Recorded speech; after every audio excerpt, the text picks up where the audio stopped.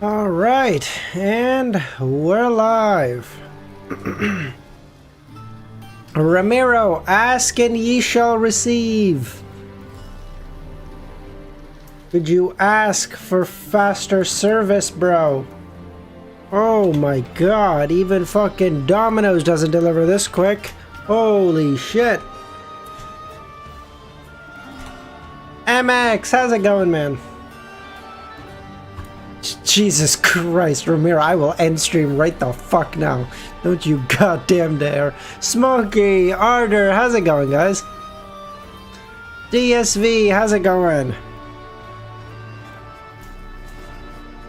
I tried to give you guys as much room as I could before the time at the time Easy started and the time I'm starting.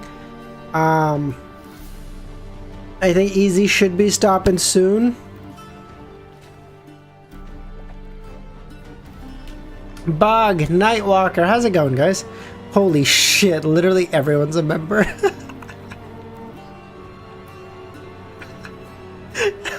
Easy should be ending in like 10. Yeah, exactly. I hope you're prepared to binge all of Volume 6 in one setting. Well, Bug, here's the really cool thing, okay? I got a new job offer today. So I could just stream Volume 6 for the next, like, week and just call in sick from work. What are they gonna do? Fucking fire me? Do it, bro. My hero. I don't think I've seen you here before, man. How you doing? Thanks for popping by. Bro, I'll do it. I don't give a fuck. I will do it. On Marathon. Volume 6. We're adding that in the title. Nagito, how's it going? I need to figure out a new thumbnail for the Volume 6 streams. I don't know what it is yet.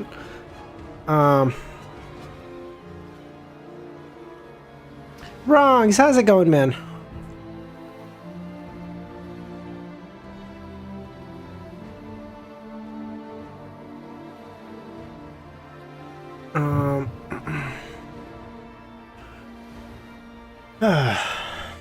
There's gonna be a good thumbnail soon.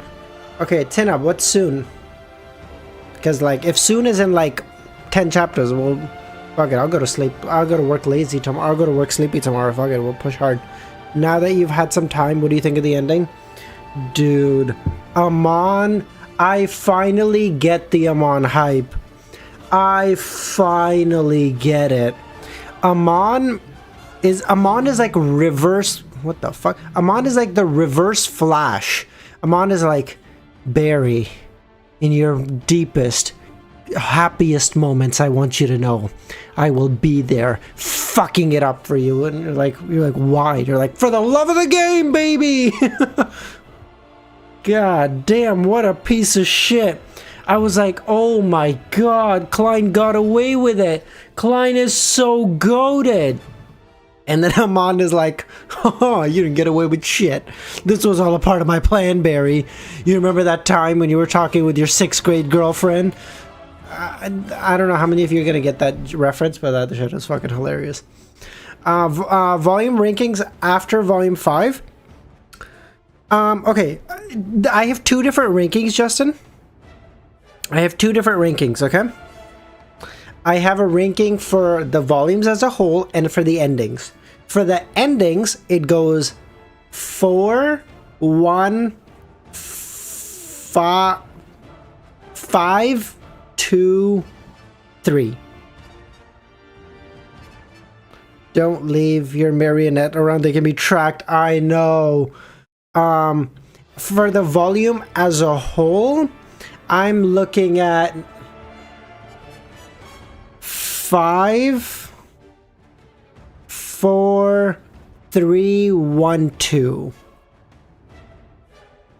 I think I like Volume 1 better than 2 as a whole. Ending, obviously, one clears, but I think as a whole volume, I think I prefer 1 over 2. Deathberry, how's it going, man? Okay. All right. Are we okay to get started? Well, I'm sure you guys wouldn't complain. Yeah, that's what we're here for.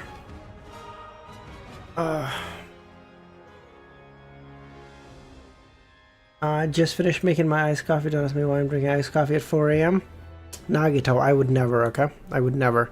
You'll do the ending of some... Dude, oh my god, it was so scary. Oh, but no, Milos, no, stop. No, it's fine. You can send art today. It'll be a shorter stream, so I can review all of the art you send me. I'm not gonna chicken out like yesterday. Yesterday. Fuck, that was yesterday? Holy fuck. Man, that was a long fucking stream, man. Okay. Error. Bug. Is that the essence of... Wait. Amon's here. Amon, wait. Monocle. Sorry, Monocle. Romero, I'm sorry. Need the monocle. I can't do it without it. Look at the art from... Yes, Nagito, I need to, I know. Ow. Error. Bug? Is that the essence of the Marauder pathway? As he came to a realization, Klein also confirmed one thing. That the ancient sun god, the City of Silver's creator, Amon's father, really did come from Earth. That word that Amon used was in standard English. Can you imagine how fucking funny it would be if Klein didn't speak English? And so he was like, I don't know that word. Fellow Earthlings, your two children have caused me so much pain. If only they could all be like Bernadette. As Klein lampooned, he asked, you want to use this dream world's loophole? Klein controlled himself as he didn't use the term bug to describe it, lest it arouse suspicion from Amon due to his overly ordinary fluency of the term. He would then reveal a trump card for no reason. Sound, not late at all, man, we're just starting. Faced with the King of Angels who could steal his thoughts and deeply parasitize him, he had very few trump cards to begin with. He had to make very good use of every single one he had. Who knew when they might end up being effective? At that moment, Amon had already walked out of the Black Cloister. He had one hand in his pocket, and without doing anything, the heavy door opened automatically, as though it was welcoming a distinguished guest. You can think of it that way, but in fact, it's a little more complicated. Amon didn't just show the might of a blasphemer at all, as he casually answered Klein's question. This dream world doesn't have any errors, or loopholes. It's just that due to the clashes of remnant divine powers, some places appear more chaotic, and I can use this chaos to create a loophole. So it's kind of like, so in essence, I feel like it's similar to the lawyer pathway. The lawyer pathway uses rules to create disorder. This uses chaos to create loopholes. Godzilla, how's it going, man? During this process, he smiled and gave a more in-depth explanation. You should know very well that this cloister is composed of dreams. Devil, how's it going? Yes, it comes from the dreams of different living beings in the ruins of the battlefield of the gods. It might also be left behind by some dreams from the past. At that moment, the man and angel walked on a winding black staircase. The light of dusk shone through the stained glass from high on above, bringing with it a feeling of burning holiness. Amon touched the human skull engraved to the railings and smiled as he took in his surroundings. Generally speaking, the area you enter this dream world is where you end up waking up, regardless, or if you're in the dreams of other living beings in other seas. That's right, Klein responded. And after I create a loophole, I can wake up in the corresponding location by entering other dreams. Clearly, this cloister is much smaller than the sea ruins outside. Its structure much narrower. Perhaps we can even reach our destination in just a few minutes. There was a hint of joy in Amon's tone. To him, creating and exploiting loopholes was a joyous matter. Actual fucking scumbag lawyer. This is Saul Goodman over here. Amon is able to use such a method to quickly pass through the barriers of the battlefield of the gods? We won't even be wasting an hour or two, much less a week. As expected of a king of angels, the blasphemer of the fourth epoch. The glimmer of hope in Klein's eyes vanished instantly. He wasn't sure if Amon had deliberately not mentioned it in advance so as to watch the bubbles of his target's hope rise before being popped again, or if he just didn't care. All he could do was curb his heavy depression and say, "You want to control the core of this illusory world?" He remembered Queen Mystic mentioning that she didn't dare enter the black wooden door in the depths of the cloister. It's not me, it's us. So he wants to control the dream of this world, but it's not just him. There's someone else backing him or someone else with him that wants to as well?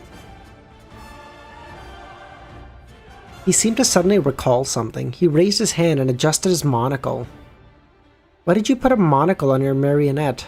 I didn't even need to prepare one myself.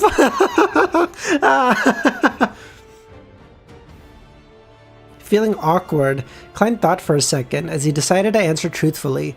Not long ago, to digest the Bizarro Sorcerer Potion, I deliberately wore this monocle in front of the Red Angel Evil Spirit.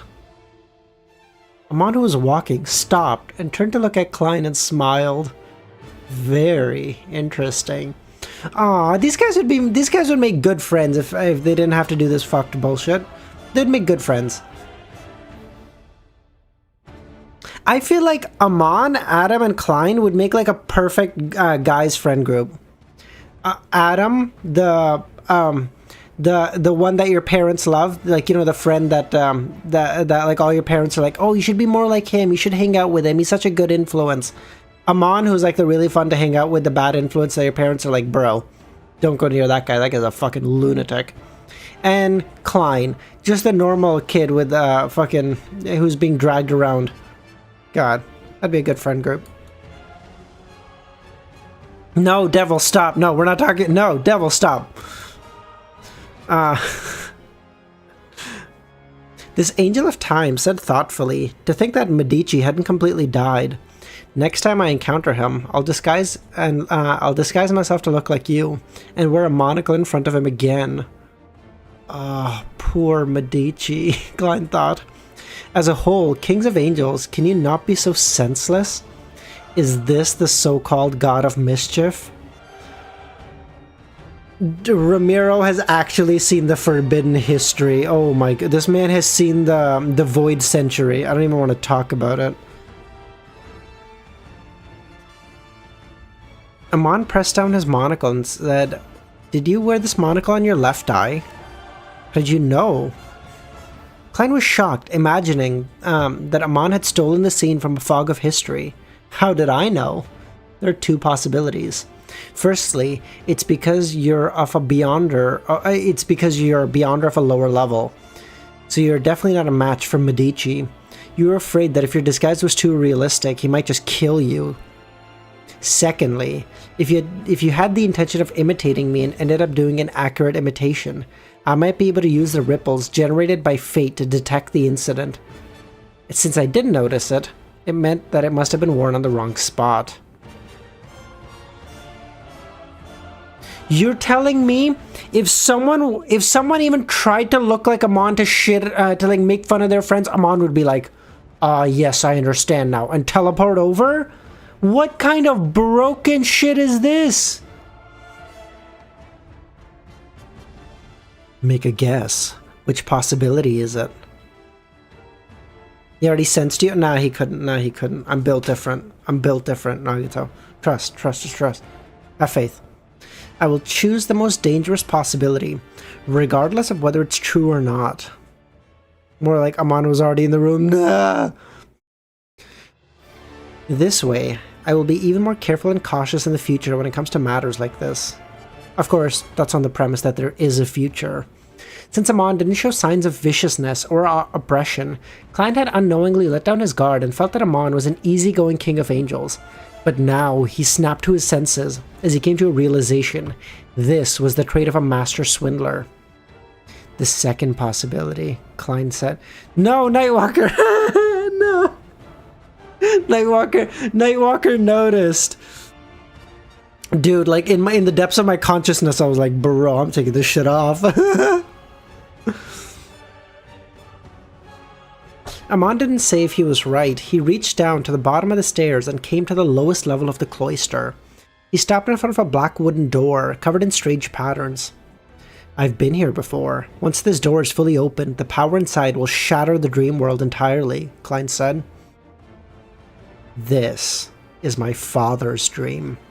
My father's final dream. The corresponding location where he perished. The ruins of the battlefield of the gods was where Rose Redemption attacked ASG? The source of the cataclysm? When Klein heard that, he tensed up as his thoughts raced. By the way, can I say, now in hindsight, ASG losing doesn't feel that crazy. Like, bro, the Rose Redemption was fucking packing heat. Everyone in there is like heavy hitters. No wonder. The generational jumping.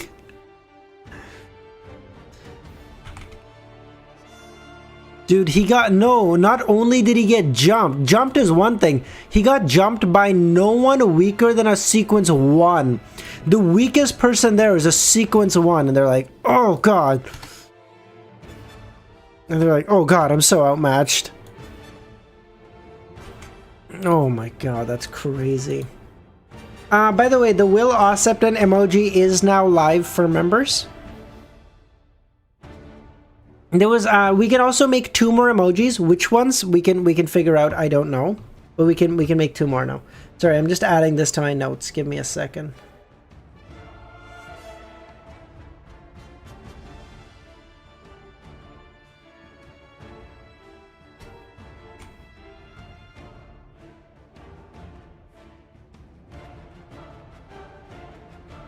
For members, so everyone for this month for sure, Bug. Everyone for this month. Senta, how's it going, man?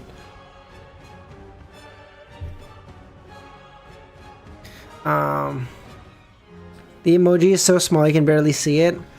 Actually, you're probably right. I'll see if I can upsize that. I'll have a look, Smokey.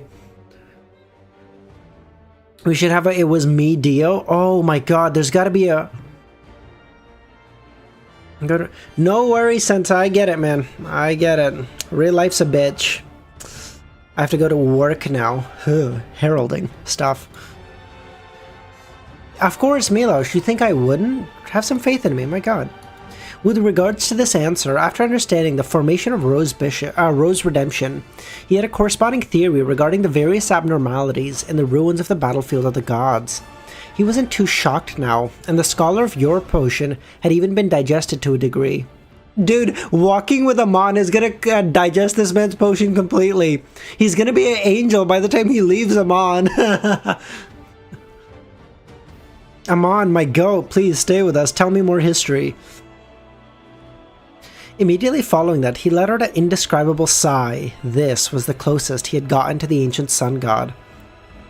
Previously, when he saw it through the dream divination, they were separated by a distinct stretch of both space and time. The ancient sun god and Roselle were protagonists of an era, but in the end, they ended up miserable. The ending was tragic. Roselle still has the means of being revived. I wonder if this former creator had similar setups. Sasrier? The true creator? Amidst his thoughts, Amon opened up the black wooden door, covered in strange patterns. Dude. Hold on. ASG for sure had some... McSeely, how's it going?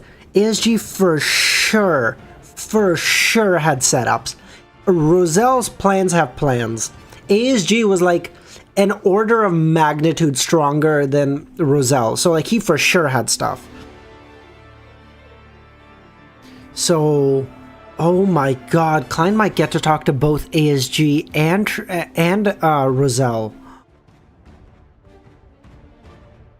Klein didn't understand. There was a sea and the blinding sunlight shot straight out. There seemed to be a rich gold color hiding in the waves. Klein didn't understand what the thick gold represented, but now he had an idea. The blood of the ancient sun god. Before he died, he was affected by the power of the Evernight and fell into a dream. He dreamt of his body being torn apart, staining the sea with his blood. As the wooden door opened, an unimaginable aura emanated out, causing the entire cloister to shake, as though it had encountered an earthquake that could destroy the planet. Amidst the dust and the collapsed stone bricks, the two of them entered the golden sea through the wooden door. "Merlin, how's it going?" Following that, he felt his spirit body melt as his psyche evaporated. In seconds, he would become fertilizer for the dream. At this moment, the pure white light shot out from Amon's crystal monocle, shattering the dream world. ASG, Ancient Sun God. I just shorten it because reading that every time is crazy. Will you read up to 1160 or is just a number? No, DSV. Luvion said 1160 is a good place to stop, so I'll stop there. Unless you guys have like a better number. Chris, how's it going, man? By the way, thank you so much, everyone. I see definitely a couple of new faces, new names rather. Thank you so much for being here. Devil, no morning stream. I have work. Oh God. I'm good, Chris. I'm good. I'm great. At the same time, not a really good place to stop. And Nacenta, that's what everyone's saying, bro. That's what everyone's saying. Unless you're going to 1160. Yeah, fuck that. Never mind. Hold on. He returned to the day he had stolen the ruins of the battlefield of the gods, allowing the place to turn from night to day. Sorry, he returned the day he had stolen to the ruins of the battlefield of the gods, allowing the place to return from night to day. That's crazy.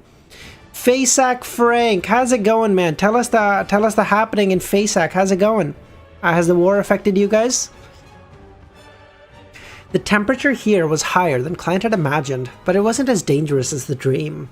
Or rather, the sea in the core region of the ruins of the battlefield of gods was separated into safety zones due to various clashes of divine power. As long as one didn't blindly explore the area, there shouldn't be too big a problem.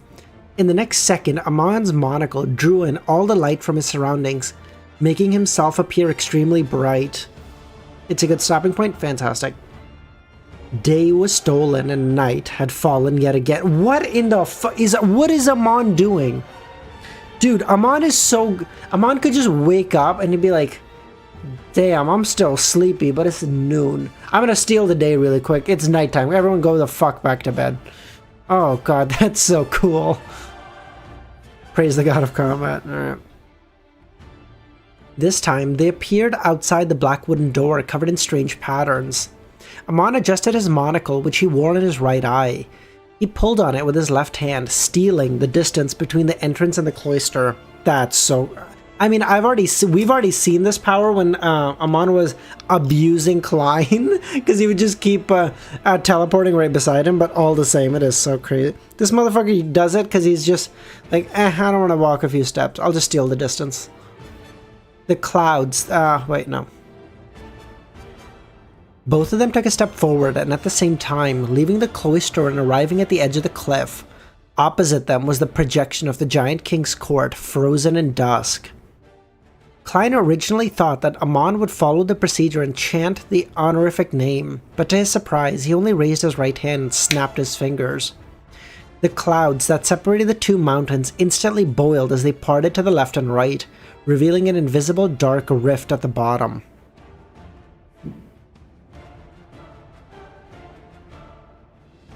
The projection of the giant king's court on the opposite side suddenly sucked up all the rays of light from the sunset over, letting them surge over and filling the deep crack.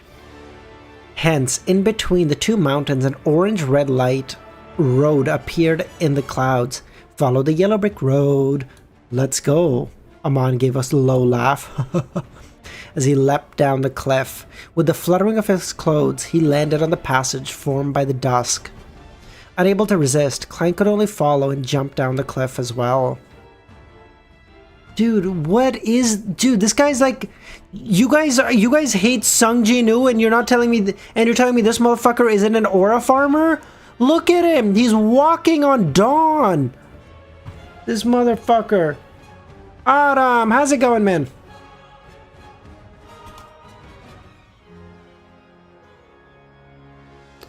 I'll give you a chance. Oh, yes, please give me a chance. I don't want to die. I don't want to die, please. Sangjinu has BBL aura. That's so good. That's so good, Devil.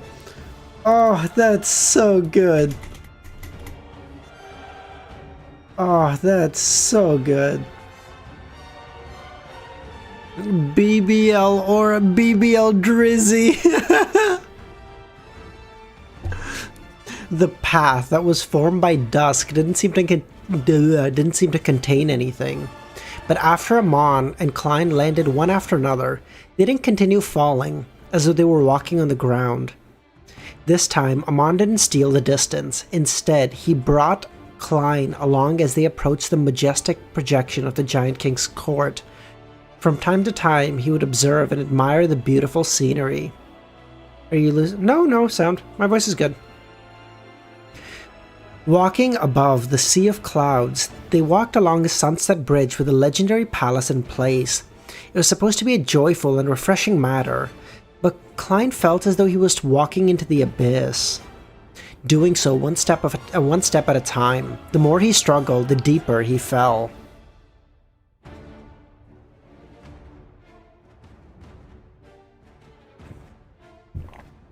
Copy. I don't think so, McSeely, because I know. I mean, maybe it is, but I don't know.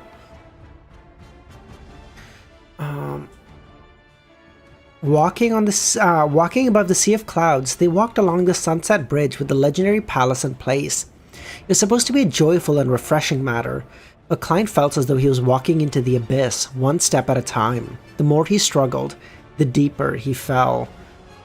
Klein going from Lies of P to Dark. Not even Dark Souls, Ramiro. Klein right now is going to fucking Bloodborne. Klein is just going off the fucking deep end. Once he entered the forsaken land of the gods, many things that he had relied on would be useless. Before long, Amon and Klein arrived at the projection of the Giant King's court and stood in front of the tallest building, where Sasrir slept. On one side of the building was a steeple, and on the other was a spire. The main door was more than 10 meters tall, and it being mainly a grayish-blue color.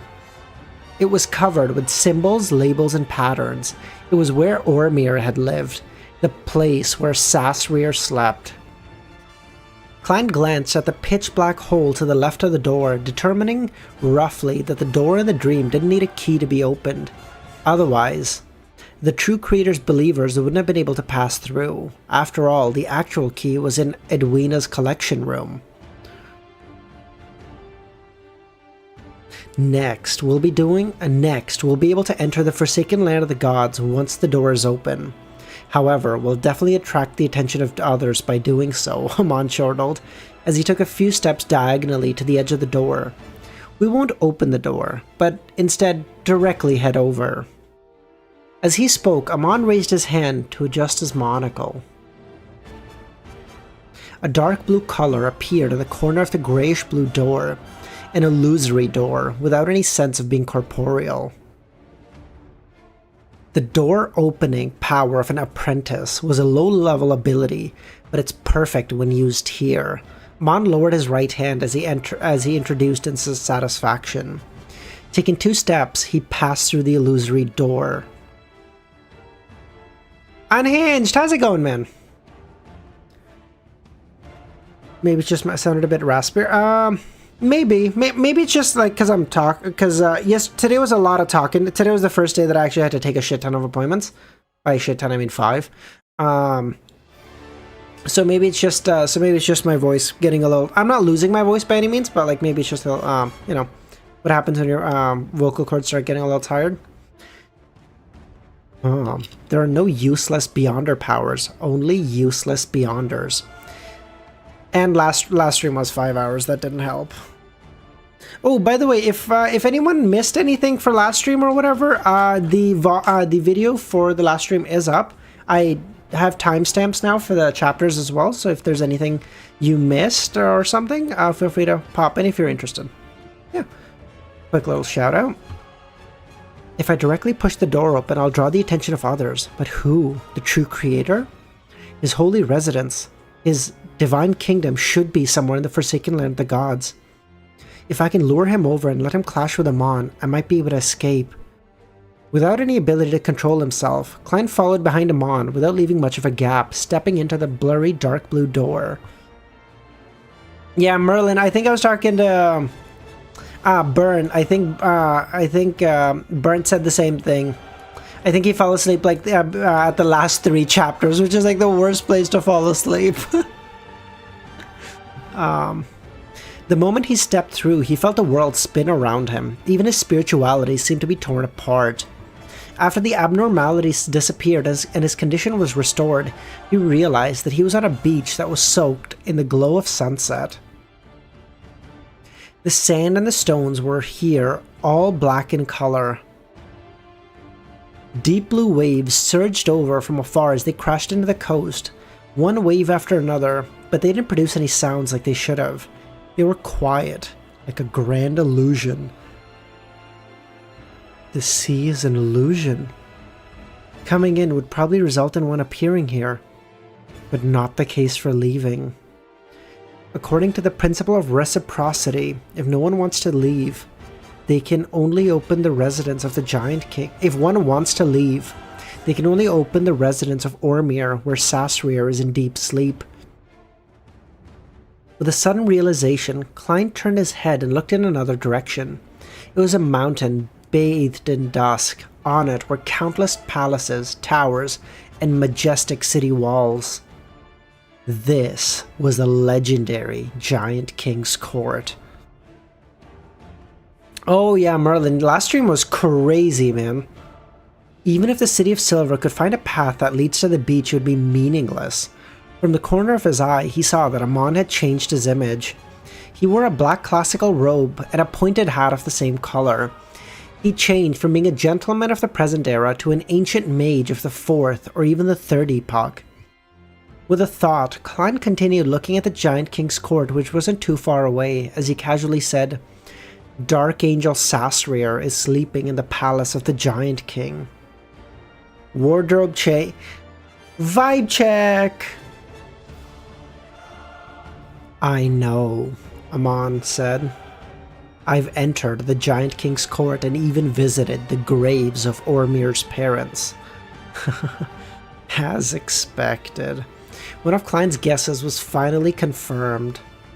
He deliberated and said, "What answers are you searching for?" "You can make a guess." Amon continued, looking at the Giant King's court as he laughed. If I had any fucking idea, I wouldn't ask you." "Some secrets of the 1st epoch?" Klein said after some thinking. "You can say that." Klein hesitated for a moment before replying, "Aren't you curious about Dark Angel Sasrir's condition?" "I am." Amon didn't change the direction of his gaze as he said with a smile, "But compared to me, there are still many people who are more interested in that. My zealous brother, the Hanged Man, the Dragon of Betrayal, as well as Evernight, Storm, and White. I want to see who is the first who isn't able to hold back. If I can steal everything of importance inside at the critical moment, their expressions will be fascinating." Who is the Hanged Man? Oh, the Hanged Man, the true creator?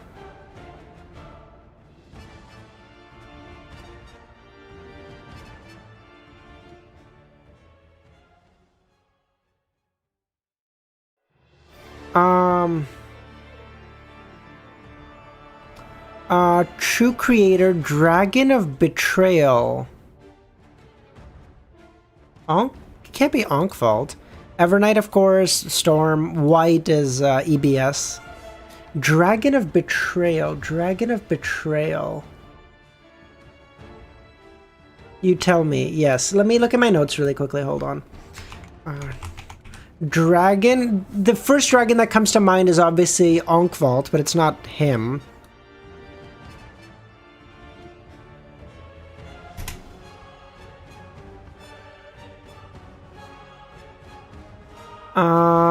His son Alzuhad, I guess it could be. But Alzuhad probably died. Probably. But Alzuhad could be like the... Alzuhad could be like the son that maybe lived?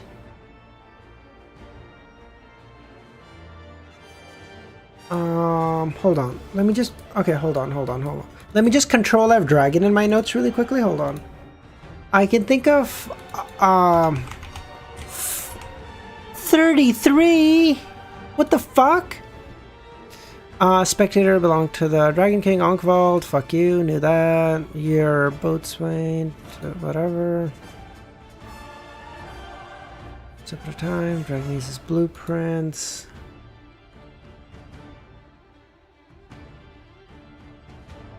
Oh, Angel of Wisdom, the Dragon of Wisdom, Hedda-Bergen. Oh, I see. Okay. This was a Dragon of Imagination, Onkvald subsidiary god.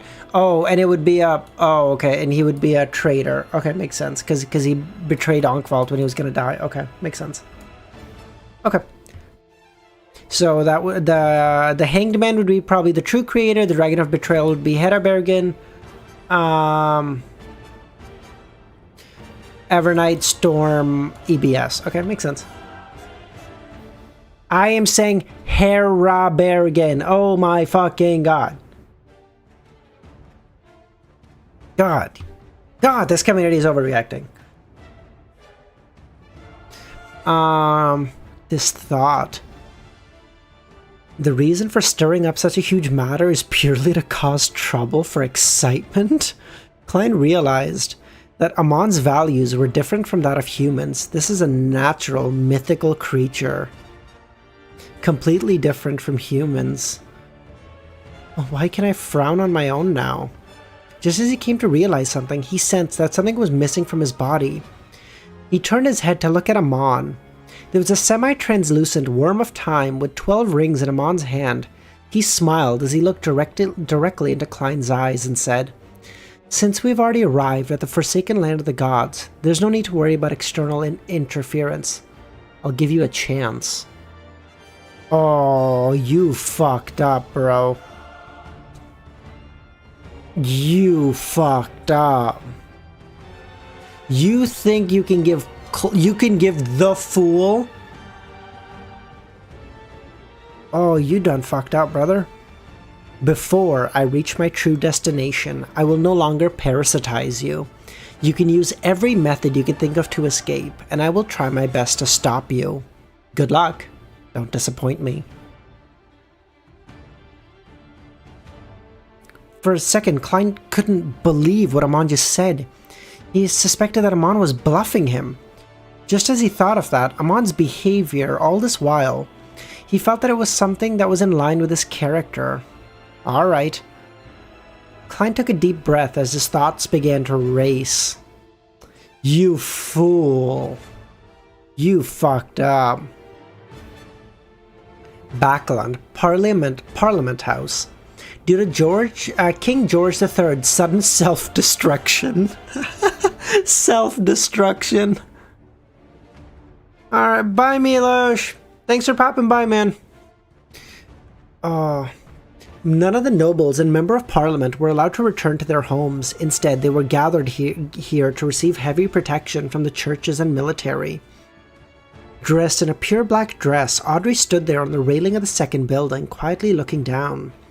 As the matter that had happened too suddenly and lacked any prior warning, she still found it surreal that despite receiving some indication from the world, she seemed to have transcended reality and was watching a performance. From time to time, her brother, her father, and other nobles and members of parliament were gathered in cliques as they occupied different small rooms. From time to time, one would walk out of the small room, bringing with them the stench of smoke and their gentlemanly attire as they rushed to another discussion circle. Ladies and madams sat in the lounge. Most of them had yet to return to their senses as their eyes were dazed. The parliamentary staff and military's middle and low-ranking officers were running about everywhere, transmitting information. A soldier dressed in a red shirt and white pants walked in from the outside and handed a stack of papers to the officer in charge of the hall. The officer glanced at it and immediately called for his assistant. He pointed at the room where Earl Hall and the rest of his family were. Without saying anything, the adjutant took in the documents and ran towards his destination. All of this happened in a very quiet environment. Only the sound of footsteps and faint whispers echoed in the air. It was as if it was a huge oil painting drawn on the canvas of the real world.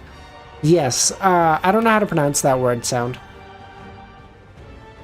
The gorgeous decorations, dark colors, dim lights, and the expressions on everyone's faces created an extremely heavy atmosphere. Like clicks? Oh, clicks, I see. Audrey pursed her lips slightly and looked at it for a while. Her mood was still at a nadir. Nadir. My god. I don't know why. I look at that word and it seems like the name to me. I think there's like a Middle Eastern name that's like similar to that, I think, and I just pronounce it like the name instead of the word.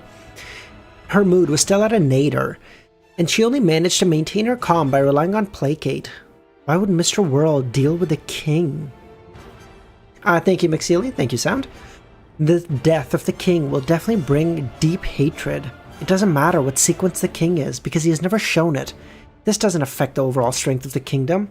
But this incident is enough to explain one thing. The three churches, royal family, and the military have fractured apart. This internal strife is quite serious. It means... Nasser. Yes. Okay, yeah. Oh, thank you. The situation in Lone will become very dangerous. The enemies will not let go of this opportunity, Audrey thought. As she saw a man in a black coat rush into the parliamentary house, he suppressed his voice and began talking to the officer in charge. As an experienced spectator, she could observe the subtle expressions and body language. Reading lips was undoubtedly Audrey's strength. She interpreted the corresponding content. Intis has used the excuse of the conflict in the borders of the Hornaces mountain range to raise a large number of troops there. Audrey bit her lip lightly as that feeling of not belonging there arose again. The grayness of the sky seemed to grow thicker. No one spoke in the house where the Morettis lived. Benson stood behind the oriel window with a solemn expression as he looked at the people rushing down the streets. Melissa sat on the sofa beside the coffee table. She lowered her head and looked at the crude machinery she had made. It was as if she had become a statue. By the way, wait, sorry, hold on. I just gotta open my notes. What pathways are interchangeable with Spectator again? Because now I know all the interchangeabilities now. So what is interchangeable with Spectator?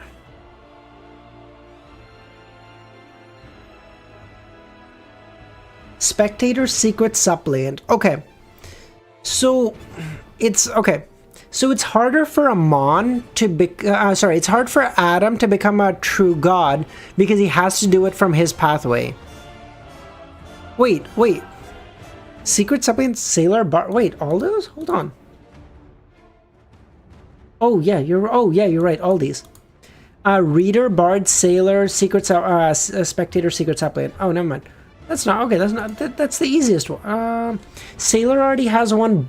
Bard already has one. Reader probably has a god too, I would assume. I'm so curious. Like, for Amon, I feel like it would have been so easy for this motherfucker to become a true god. He's a sequence 1. And 2 of his pathways... And the two corresponding pathways are not don't have true gods. Like, he could become any of the 3 true gods, and he's fucking failed at all 3. At least Adam has to do it of his pathway. God, Amon, the fucking god.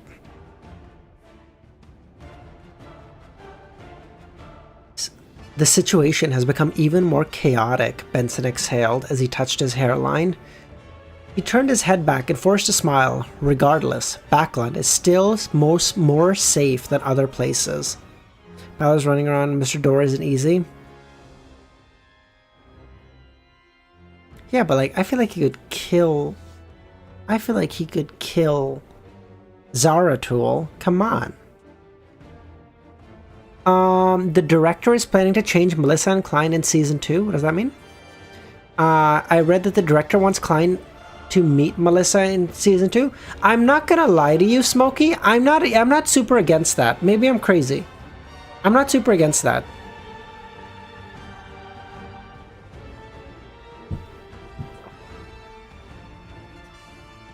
Melissa didn't raise her head. Instead, she said in an ethereal voice, Klein found a good job and our lives gradually improved. In the end, an accident took him away.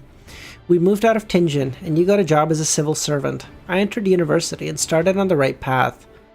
But in the end, a war broke out. It isn't easy for us to get used to this environment. We were praying that the war would end early. In the end, the king was blown to pieces. Benson, is it that hard to obtain and maintain a better life than what we had before? Damn, that's so sad. More reason I say fuck George. True. Just be careful, Romero. That is currently the reigning monarch, though. King George, right? I think it's King George, right? I'm not losing my mind. Oh, Charles. Never mind. It's Charles. Fuck me. It's Charles.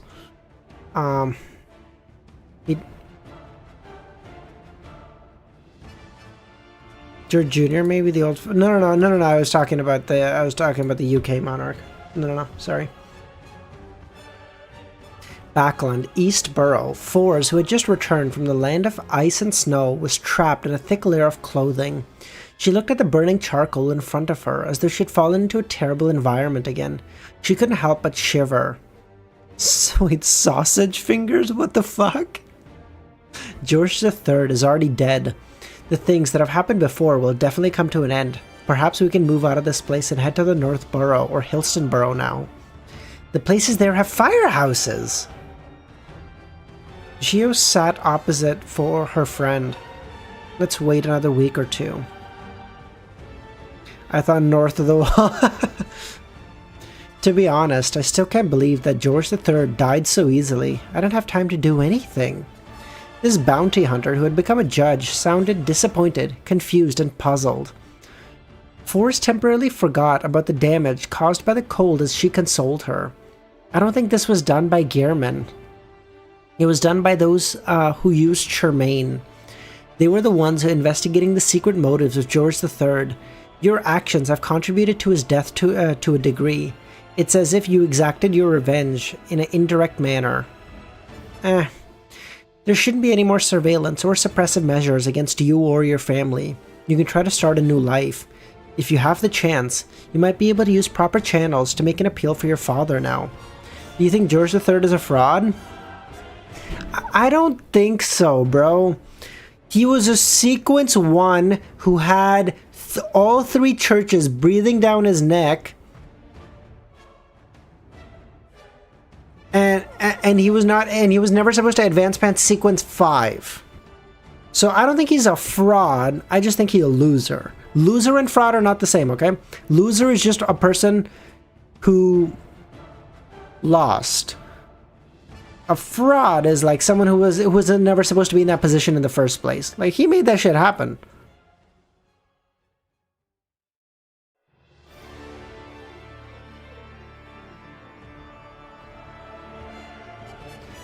Nah, so many people jumped him, but there's still a record of him getting true.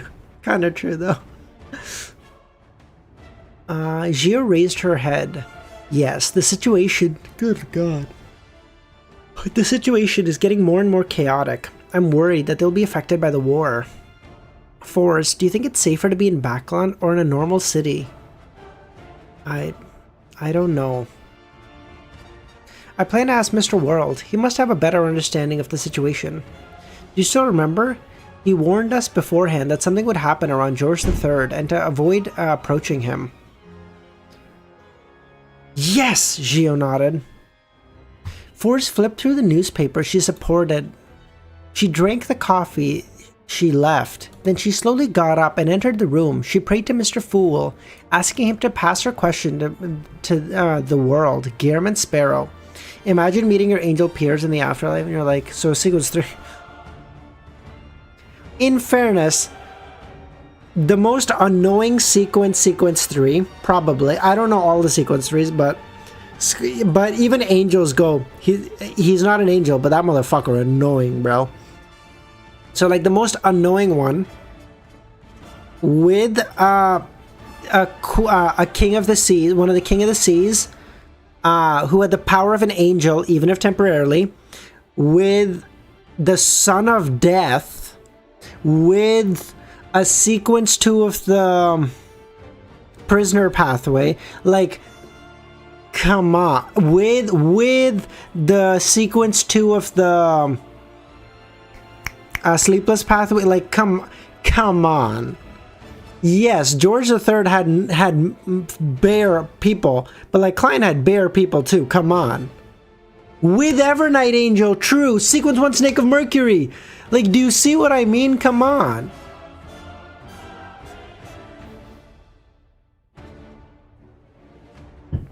And a Vessel of Demoness, true. Like, it's hardly the sequence 3 doing all of it. Yes, his plan, for sure. Klein gets a ton of credit.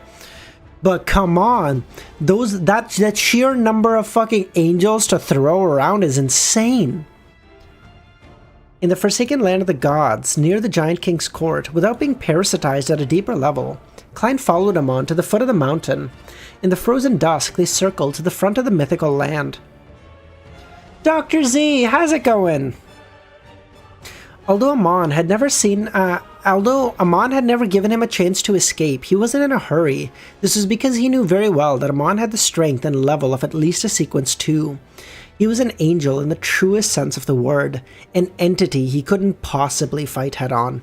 Besides, a marauder was known as an error, a loophole, a bug. Its powers was strange, making it impossible to guard against. Klein believed that whatever normal means he could come up with to save himself would be ineffective.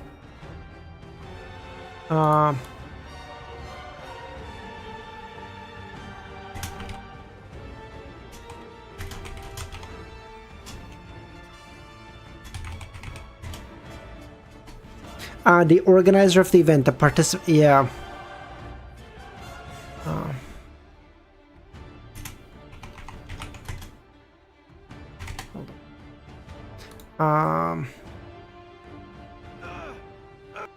There's a...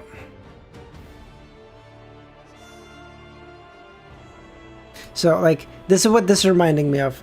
Do I have a scene thought up for everything in my mind? Fucking clearly, okay? I think this is just how I think. Sue me. A magnetic personality. More likely, it has to do with what happened. All this had to have been. I figured a way out of here. If you think about it. I'd rather not. You figured a way out of here? No. Don't you mean not yet? No. I mean not going to. Like, Klein has just given up. He's like, I can't do this. He's like, it's beyond me. That's why, and then later on in the clip, the Flash has to save them because he's the Flash. He's just crazy. I can only stay patient and wait for an opportunity that can be used. During this process, I have to keep making attempts. To observe Amon's response. Yes, I still have to take note of a problem. I can't believe anything Amon says. He has already retrieved a worm of time and removed my parasitized state. At least in terms of my condition, he isn't lying, but that may not be the whole truth. I can't rule out the possibility that he left a worm of time lurking in my body. Are you telling me that if Amon left a fucking worm of time, Klein, even as a sequence 3, wouldn't notice? He might take control of my body at a critical moment. As these thoughts surfaced in Klein's mind, he chatted with Amon, asking about Dark Angel Sasrier. However, he saw that nearby in the distance, the dusk was fading as near as darkness blanketed the area. Lightning bolts that snarled from time to time lit up half the sky. They had arrived at the boundary of the Giant King's court and were about to leave the mythical kingdom. Once I'm in darkness, I'll either evaporate into thin air or encounter a terrifying monster. With a thought, Klein pretended not to know anything as he continued proceeding forward. He went from the orange dusk to the deep darkness. It's not his main, no, Maxili, it's not his main body, but it's avatar that has at least the strength of a sequence 2.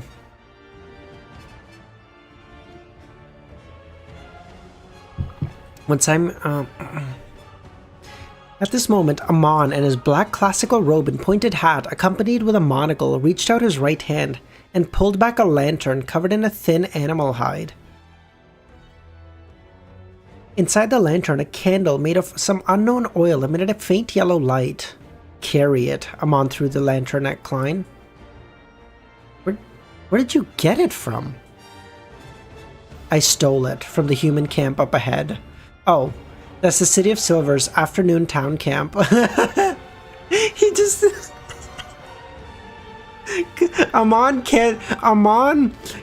is like allergic to like getting stuff normally.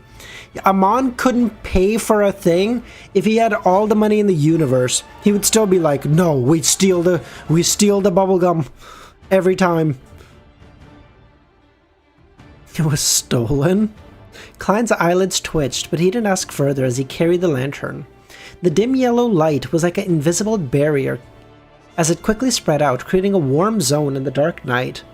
At this moment, the lightning in the sky kept flashing. The gap between them was rather long, and there was almost no thunder. It occasionally boomed.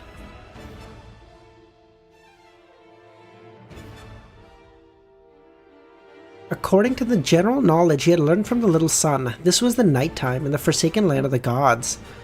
As he proceeded forward, he used the faceless power which had undergone a qualitative change. Together with creeping hunger, he adjusted his eye structure to adapt to these special environments.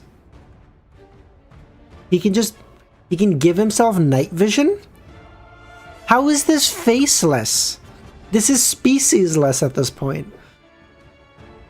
Following that, he used his spiritual perception to survey the surroundings.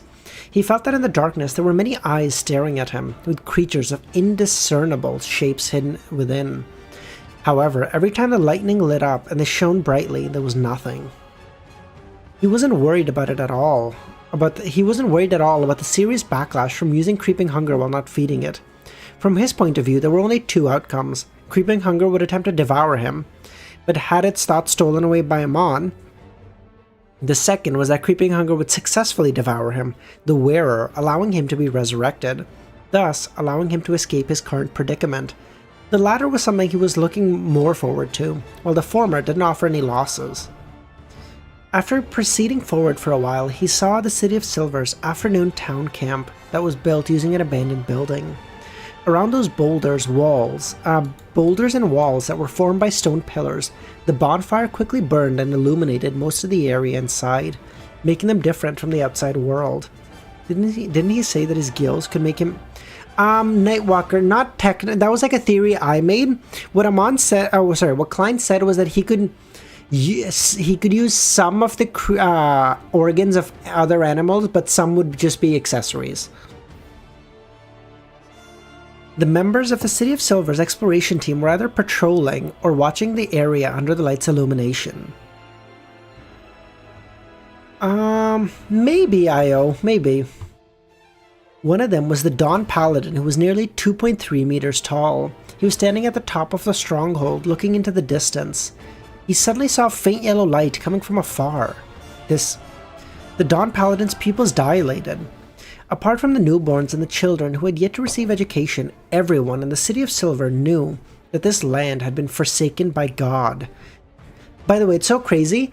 We're still one level of a qualitative change away. At Angel, he would definitely get another qualitative change to almost everything. What is, like...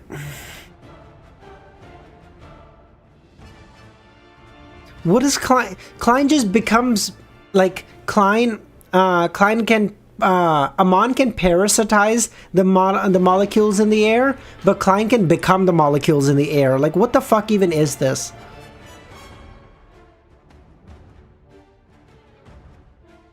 What does this mean? Wait. What is your favorite seer sequence? Okay, this is probably gonna be like you guys are probably not gonna like this. Sequence 7. I loved Magician. It still felt super grounded, but it was so much fun, man. I loved Magician. Apart from newborns and children who had yet to receive education, everyone in the City of Silver knew that this land had been forsaken by God. No one else would use fire in the darkness to create light. Even monsters who were good at controlling flames would be hidden in a darkness before they attacked. As for other humans, all the cities that the City of Silver had discovered to date had already been destroyed and turned to ruins. There were no other survivors. The only outsider they had seen to date was the strange little boy, Jack. Magician was peak. That's one of my favorites too, acting as a magician's once like the first good series. Lukewarm take? Really? I would have I would have thought otherwise, but hey, glad to know. That's fine. I'll take that happily. It was the first qualitative change, true.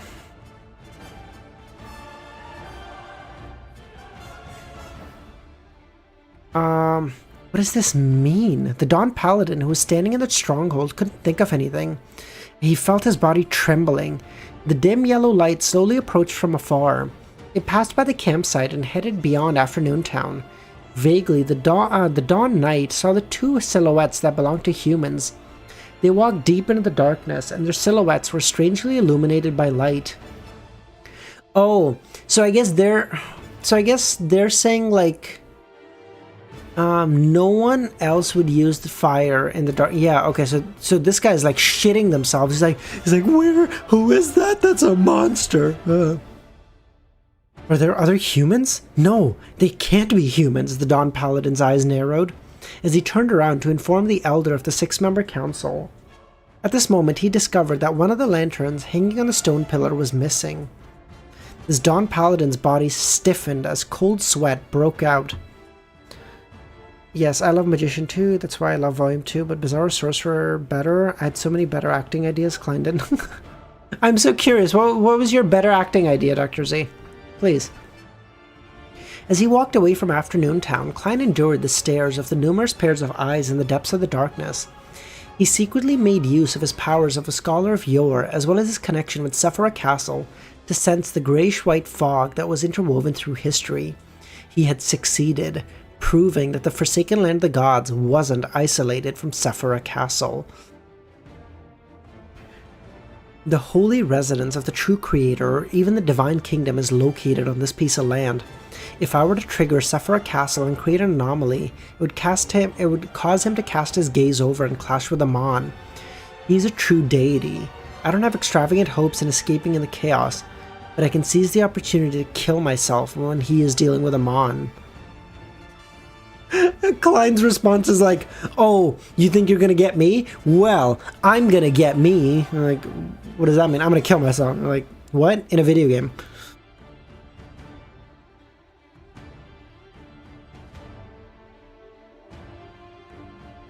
At that moment, he didn't feel, wait, no. In the next second, this thought disappeared. The corner of Amon's mouth curled up slightly as he walked beside him. The Hanged Man has no interest in Sephira Castle. Of course, his rationality might not be constant. The Hanged Man was true creator! Called! Scoreboard! Klein didn't have extravagant hopes that his impulsive thought could succeed. He mainly wanted to test Amon's reaction and see his response. At that moment, he didn't feel depressed, nor did he hide his curiosity. The Hanged Man, that's referring to Sequence 0 of the Shepherd Pathway? That's right. This symbolizes degeneration. Of course, if you want to explain it in a positive light, it's a sacrifice and a responsibility. Klein thought for a moment before probing. I thought that was just a nickname you came up with. Like Medici. Based on what he knew, the true creator was born because of Rose's redemption. It was very likely related to the death of the ancient sun god. Therefore, he wanted to know what kind of attitude Amon would have towards this evil god, and whether it was the same as his brother. Amon nudged his monocle and chuckled. I've always respected the gods. Sequence 0 name drop. Let's go, baby. The Hanged Man. Wow. So that makes 1, 2, 3, 4, 5. 5 sequence zeros based on actual tarot cards, right? That would be the Fool, Death, Sun. I think Sun is one of them, right? I think. Wheel of Fortune, the Hanged Man. Thank you, everyone. Oh, another sequence zero down, baby. Oh, man. I'm not missing that many now. We're getting close to having a complete set. This is amazing. I'm only missing one from Amon's pathway, which is kind of annoying. The Amon song? What is the Amon song?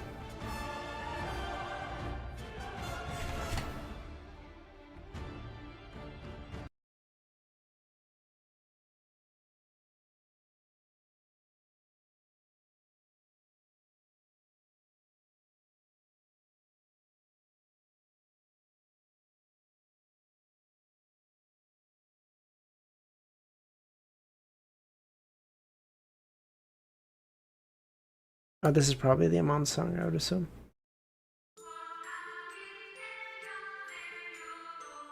The one I told you. Oh, the most recent one? Oh, sorry. Thank you, Kami. Abyss. You just can't let me have a single fucking... You just can't let me have a single stream that's not demonetized, can you? God damn you. Wait, no, that's the... Wait, the Last Traveler. Wait, that's the... That's... No. Traveler. Oh, Last Traveler, I see. Okay, got it.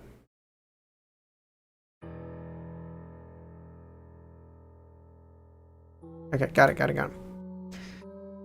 11:50. What the fuck? Why are we so slow today?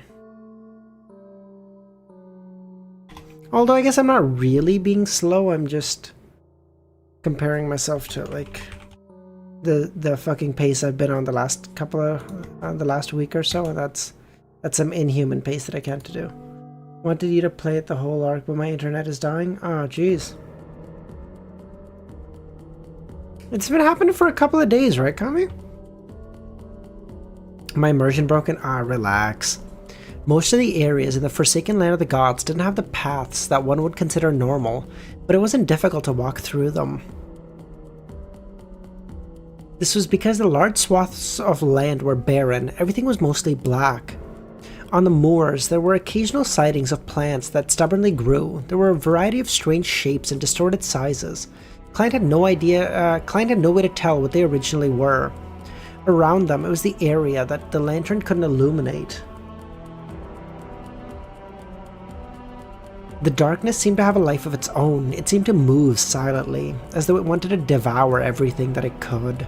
As a scholar of yore, Klein needed just one glance from the corner of his eyes to see the spirit body threads extending out from the darkness around him. They were illusory, dense, and countless, meaning there were many monsters lurking in the darkness. These monsters were extremely silent. They stared at Amon, who was dressed as an ancient mage, and Klein, who was dressed as a present-day gentleman. Under the dim yellow light, they walked through the wilderness. With his eyes closed, Klein casually held the animal hide lantern in his hand, not worried about when it would be extinguished. Just as the two of them were about to leave this barren wilderness and enter the hilly region, a deformed monster of mangled flesh with 2 heads and 5 arms suddenly trembled in the darkness behind them. It had become Klein's marionette. controlling spirit body threads was silent to begin with, and it wasn't more than 500 meters away. In the next second, the monster collapsed silently, losing its life. Walking to Klein's left, Amon, who was wearing a pointed hat, smiled, raised his right hand, and opened his palm, revealing something. It was a transparent maggot, a worm of spirit. This was stolen from the marionette, along with the spirit body threads. Amon is such a piece of shit, bro.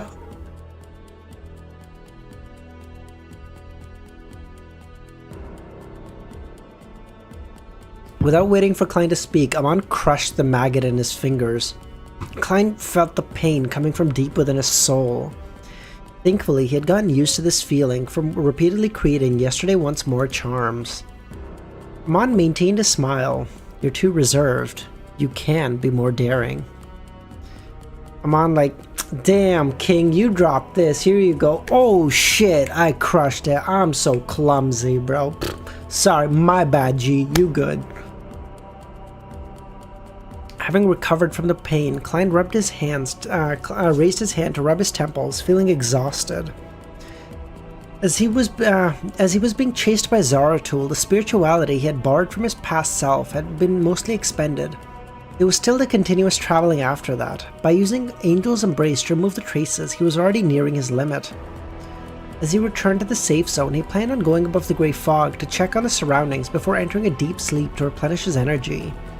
Alas, he ended up suffering an ambush from Amon, which ended in him being parasitized. Aww, wait, is Volume 6 gonna be Klein and Amon traveling together like best buds?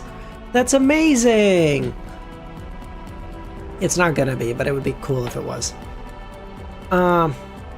He had been tormented all the way to the Forsaken Land of the Gods. If he wasn't in a perilous situation, he might have already drowned or shown signs of losing control. I need to rest now. Klein put down his hands. He believed that Amon would satisfy this request, because the more he failed at escaping despite trying his best, the more he could satisfy this god of mischief's desire for entertainment. Alright. There's a resting place there. We'll arrive soon. Of course, I don't mind if you want to camp out in the wilderness. I just feel that you humans might prefer a place that gives you a sense of security. Fuck, Godzilla, you're right, I haven't. Bitch, no, I haven't. Fuck, okay, I need to do that. I love how Amon is a human too, but he's like, you humans. Because like, in his mind, since he was born an angel, he's like, humans are yucky, foolish creatures, not me.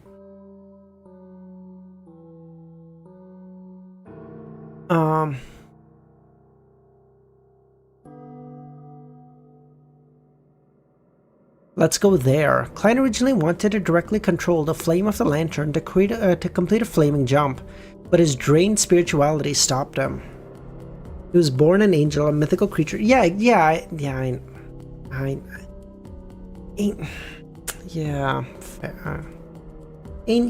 angels. Yeah, I guess you could say that about saints. You can't say that about angels. True. Okay.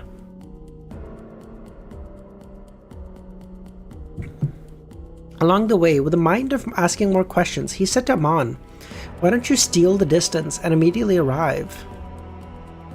I'm not the one who wants rest. Klein shut his mouth and continued walking. After about 10 bolts of lightning, Amon raised his right hand and pointed diagonally ahead. We're here. In the shadow of a hill less than 100 meters away, there was a few buildings that looked like half steeples. More than 10 giant stone pillars protruded from the ground, only reaching the height of Klein's knees. There used to be people living here? Klein asked. This place used to be a very large city. When the cataclysm happened, the land cracked open and devoured the entire thing, leaving behind only the structures here to prove that it once existed.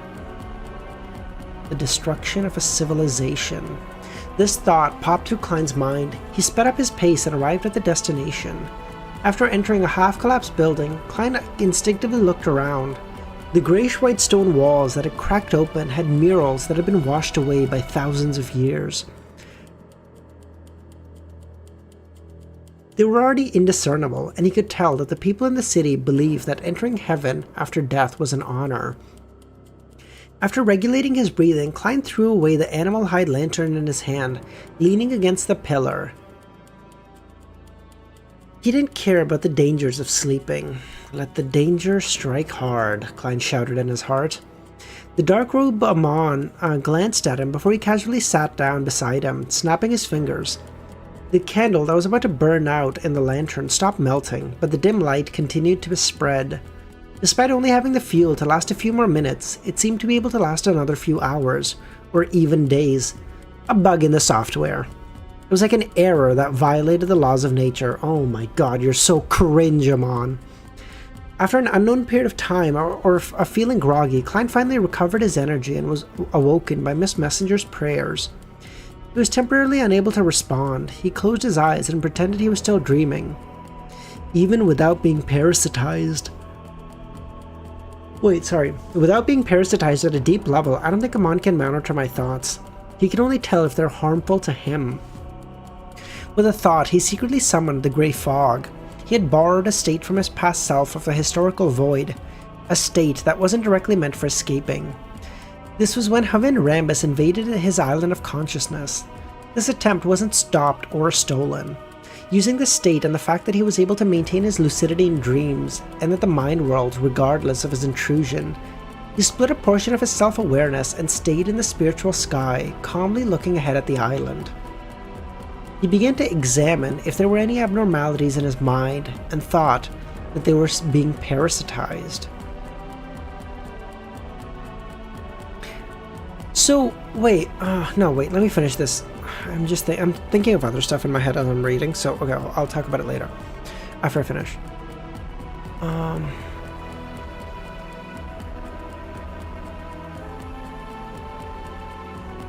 After a series of string comparisons, he confirmed there was nothing wrong with his mind world.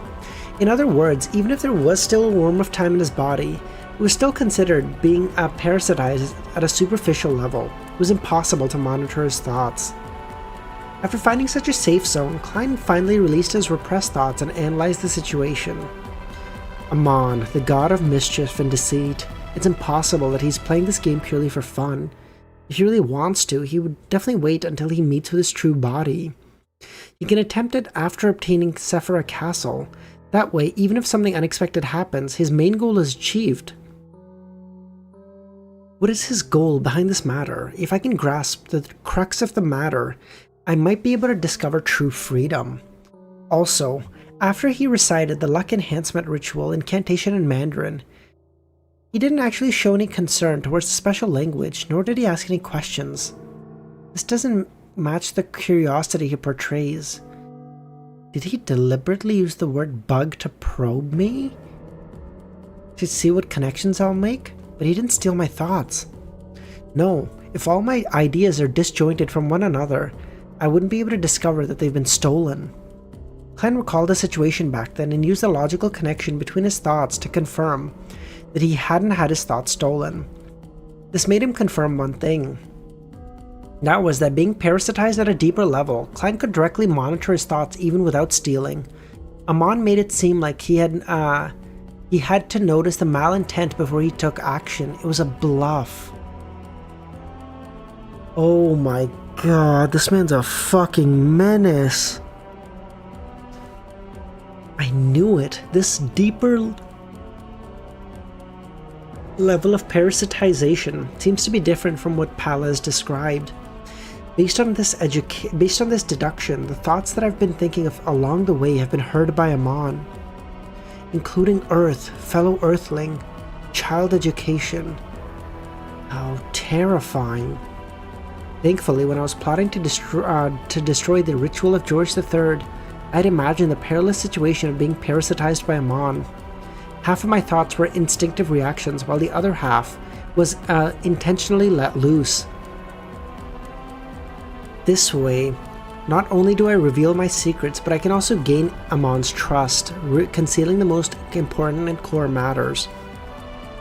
No, Ramiro, why does it have to be a poll? Just tell me. What do you mean? No, no, stop.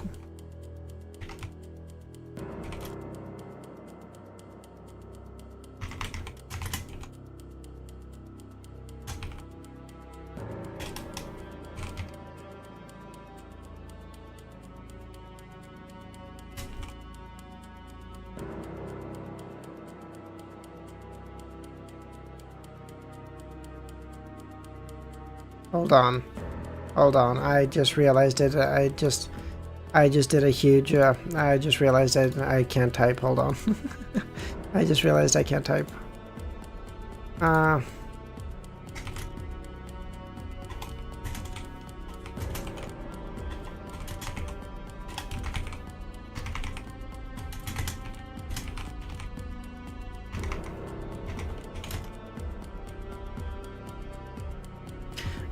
There we go. Sorry, I can't type.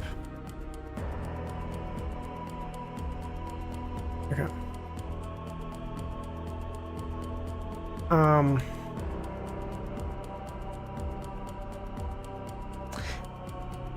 No, Justin, I was gonna say I'm a nice guy, and then I was like, oh well, guy is like gender specific, so I'll change it to person, but then I changed the wrong word because I'm fucking stupid. Did Amon deliberately wait. For now, he doesn't know that I plan to obtain more historical secrets for him. For now, he definitely knows that I plan to obtain more historical secrets for him to digest the Scholar of Your potion. But he doesn't know that I'm not far from being able to fully digest it, just a few steps short. Did Amon deliberately remove the parasite and enjoy such a game with me? Because he had once heard of Earth from his father and come into contact with some secrets? He plans on using my attempt to save myself to complete certain matters that might be inconvenient or possible for him. Yes, I have to show that I didn't notice this and still plan on escaping normally. Once I've returned to my optimal state, I'll make my first attempt. After a while, Klein opened his eyes. The pointed hat-wearing Amon sat beside him and smiled. Have you decided when you're going to take action? He acted as if he was Klein's partner and not the target from which Klein was trying to escape. Oh my god, I'm a nice person is winning? Oh my god, I never would have expected that.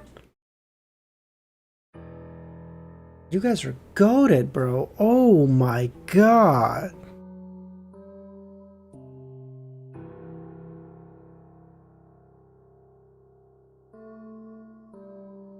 I think so. I did not end it earlier, Romero. Stop it.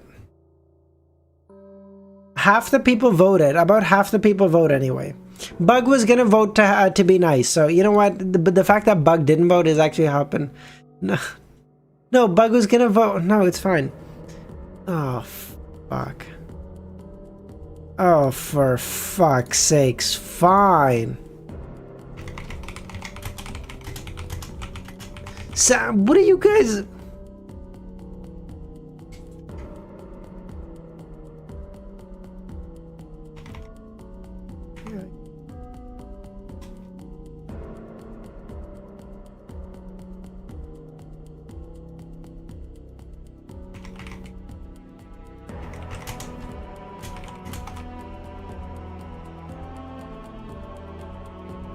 Okay, fine. This is the last one. We're gonna keep this open for 4 minutes, okay?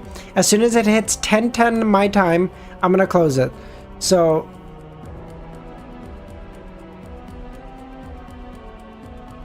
Smokey, the poll is for, McSeely, because I'm not a tyrant. Top is yes, bottom no, yes.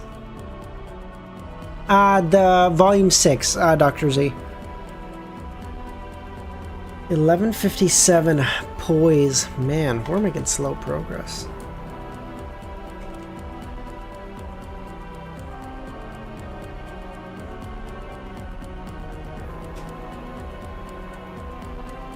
I don't know yet, Dr. Z. I don't know yet.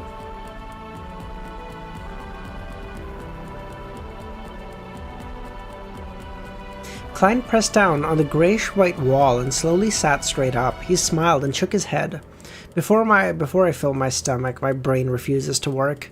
He was speaking the truth, but also a lie. This was because before becoming a complete mythical creature, a saint would still be hungry and thirsty. But to a Sequence 3 demigod, not eating or drinking for half a month was no problem. As a whole mythical creature, eating was only a hobby, not a necessity. Dr. Z? How could you do this?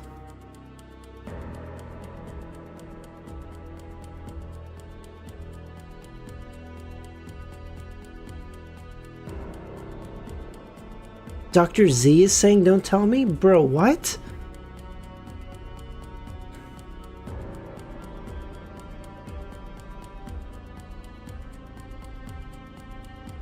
What he wanted to express was that before he officially made attempts at escaping, he needed to be in optimal condition. The habit of a magician, Amon commented.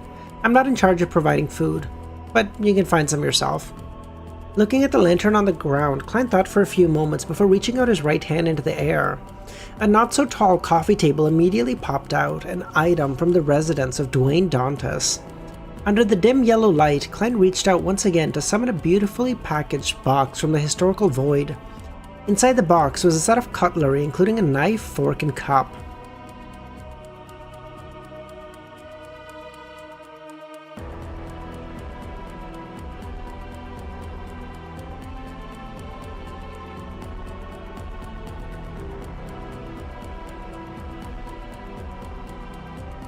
And the reason why he chose this item was because he couldn't form a set of cutlery individually by summoning them, as he could only maintain 3 images from the historical void at a time. After setting up the cutlery in a leisure manner, Klein politely turned his head to the side and nodded at Amon. Following that, he summoned a medium well-done steak covered in black pepper sauce. It landed on the porcelain plate, emitting some steam. With him slicing the steak with a knife, he revealed the remaining edge of the pink protein. Klein forked a piece of beef and stuffed it into his mouth. He felt that the texture was real and succulent. It wasn't fake at all. For 15 minutes, not only will I not feel hungry, but I will also receive real provisions. After swallowing the piece of beef, Klein smiled and introduced it to Amon like a hospitable host. I've tried it. It's not bad, Amon said. Your ability to adapt is fascinating. Are you really not considering becoming my blessed?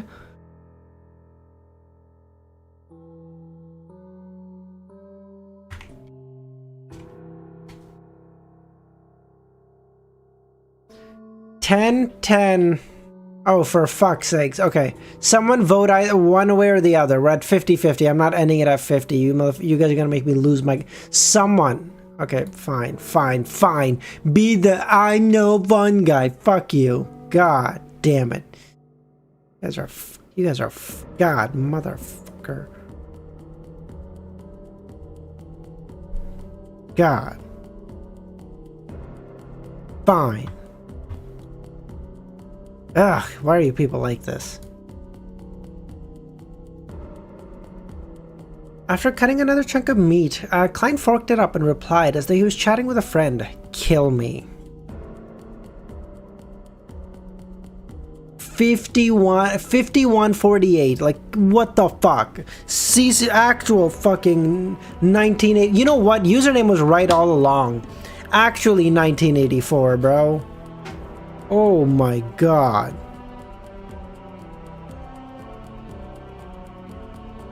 At that moment, the relatively frequent lightning and endless darkness ruled the land. Wherever the light from the surroundings couldn't shine, eyes were staring at that area with zero emotion. The twisted, dark red grass gently swayed. In the half-collapsed building, the dim yellow light painted the artistic coffee table and the exquisite cutlery with warm colors. The aroma of the steak wafted into mid-air. Under the gaze of the terrifying monster in the depths of darkness, Klein enjoyed a sumptuous meal in a refined and poised manner. After finishing his steak, he summoned a small glass of iced wine from Mager Manor and drank it. Following that, cream soup, pan-fried cod, tender lamb stew with peas, baked potato skins, and all sorts of grape wines were summoned one after another. What is Klein on? What is... Klein has a sequence 1, not even a sequence, a king of angels sitting opposite him, and Klein is like, let me just get my full bullshit in. I know it's an act, but goddamn. During this process, the steak that was the first to be eaten had already been maintained for a long amount of time. It vanished into thin air, but Klein's stomach and body were numbed by the subsequent food. Of course, the coffee table and food were replenished, otherwise they wouldn't have lasted to the end of the meal. At the end of the meal, Klein continued reaching out his hand, pulling out a cup from the void. Inside was a ball of vanilla ice cream. You're lying. He then used the spoon to scoop the ice cream into his mouth, feeling it melt. After the ball was finished, he still wasn't satisfied and summoned another ball of ice cream. What am I... Bro, this makes me want to go get ice cream. As such, he ate 5 different flavors of ice cream consecutively. Klein reached his hand out for the 6th time and Amon laughed. Your fate has had an abnormal change. You're lucky. Is this your preparation? Almost at the... Oh my god. Almost at the same time, in the darkness around them, where the lanterns couldn't shine, strange creatures twitched and instantly became Klein's marionettes. This time, Klein sent out 100 worms of spirits in one go, hoping that one of them would be lucky enough to avoid Amon's theft. Right on the heels of that, behind the coffee table, Amon was replaced with a a figure wearing a black coat and no hat was replaced with a disgusting vampire. Fucking Christ, bug. Now I want to go get some ice cream. Fuck it. God damn it. The artistic coffee table and exquisite cutlery shattered like glass and smashed to the ground. They quickly returned to the historical void, just in case it affected Klein's subsequent summoning attempts. In the next second, the 100 marionettes, along with Klein, who had hidden somewhere, reached out to grab at the void. He attempted to avoid Amon's interference with quantity. At that moment, they were all scholars of yore. This was the ability of a bizarro sorcerer, the source of the qualitative change of a seer. Of course, the chances of success of each marionette was independent, and there was no influence they had with each other. At that moment, the projections that Klein was summoning was the projection of Rainette Tynker, who had recovered to her peak in the Tudor ruins. Due to the contract and the charms, she was the easiest angel to summon. Amon was leisurely sitting at a spot. His monocle emitted a faint glow as he watched the 101 Klein summons at the same time. With his right hand reaching out in an orderly fashion before being retracted, none of the 100 marionettes succeeded. I know Klein knew he was gonna fail, but man, all that build-up for nothing. Oh my god. At that moment, Klein raised his right hand and also grabbed in front of him. His arm sank slightly and he casually pulled it back. Outside the half-collapsed building, a huge cloth doll that was as huge as a castle appeared. Ancient Bane Rainette Tynker. Amon had stolen the historical image that was summoned by Klein. Not only do you not get it, I actually get it. This is how Jeff Bezos thinks.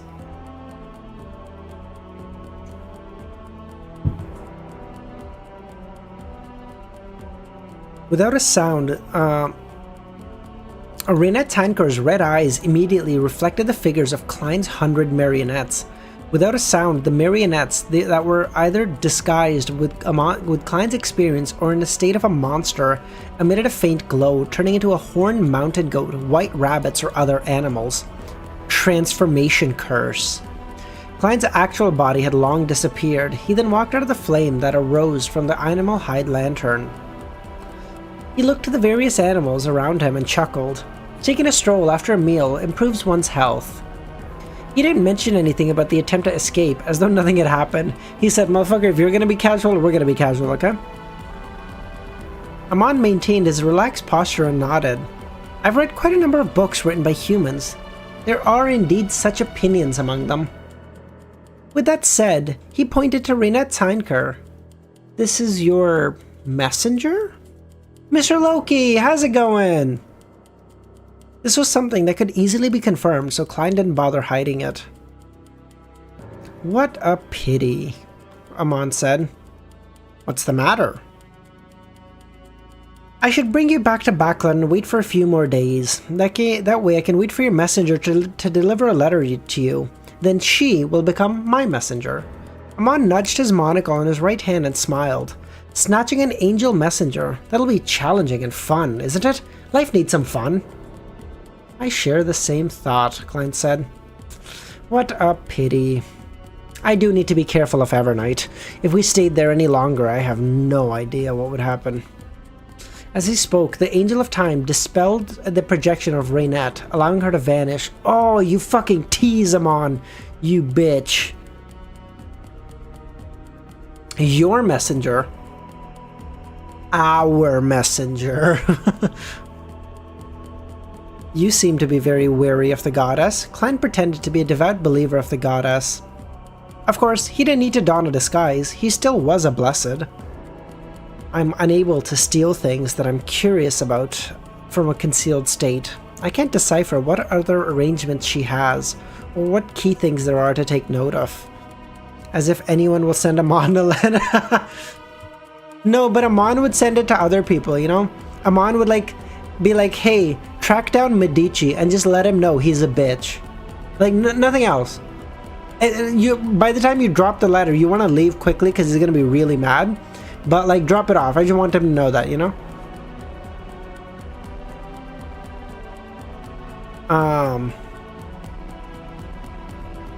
To a king of angels of the Marauder pathway, this was sufficient reason to be apprehensive.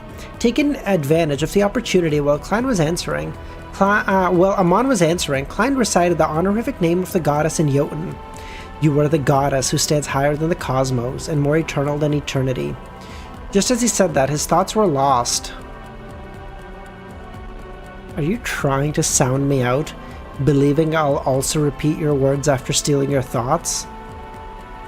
At a sequence 4 parasite, one is able to control the stolen items and make them appear at a suitable time.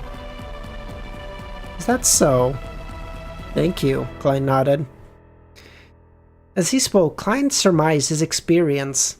Because the existence of the contract and the subordinative relationship, summoning Miss Messenger is the easiest of the angels I know.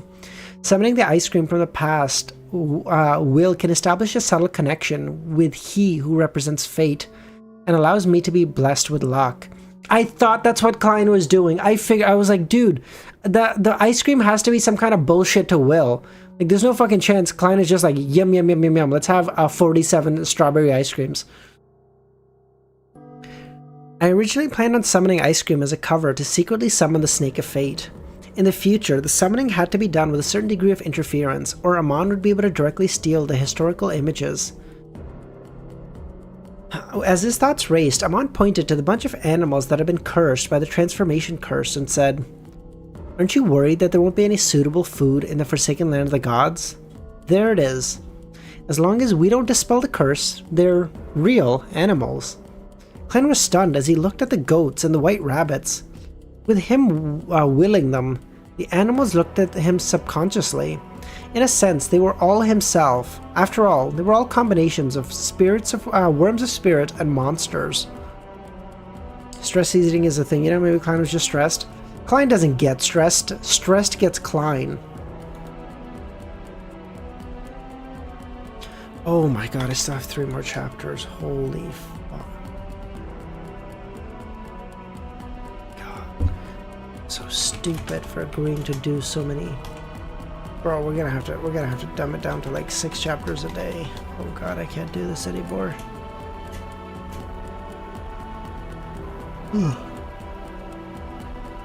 How y'all doing, guys? How's everyone doing this fine Monday afternoon? Man, today was such a good day because today was like my first busy day at this job, and today was the day I got my offer for another position, and I was like, damn. You know, my manager walks in, and if he's like, damn, you didn't do that meeting well, I'm just gonna be like, you know what, bitch? Fucking fire me, you loser. My next stream has to be 8 chapters. Oh, it's fine. It's fine. So it was a good day, you know? Because I was like, what are you gonna do? What are you gonna do? Fucking fire me, bro?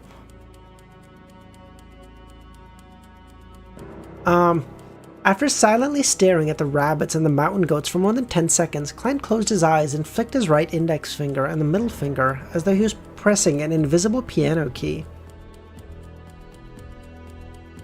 Klein's expression immediately a third of the marionettes collapsed, losing the feeling of being alive. Klein's expression immediately warped, as though he had been struck 33 times by a giant sword. the familiar and extreme pain that he felt sweeping through his body, causing the light-colored meat tendrils to sprout from his body. This was the backlash from killing 33 worms of spirits. After taking nearly 15 minutes to recover, Klein made a second attempt at letting another third of the marionettes die.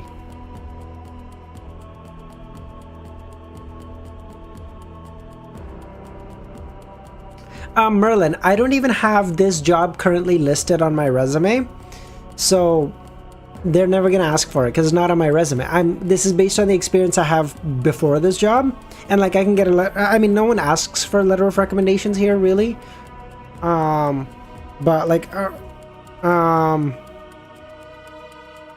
even if they did, I could get it for my old job. That's no problem. I left there very amicably.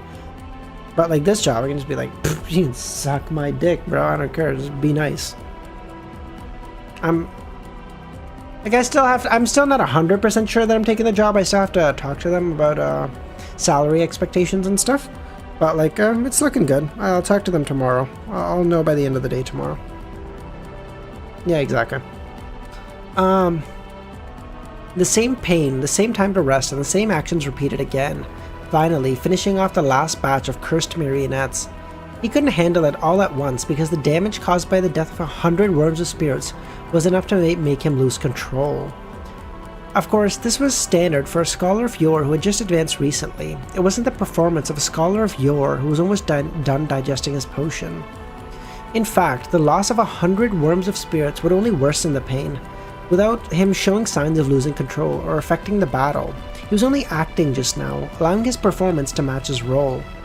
Didn't you like the manager? Nightwalker, I did, but that's a branch I'm only gonna work at very occasionally, like if someone's on vacation or sick or something.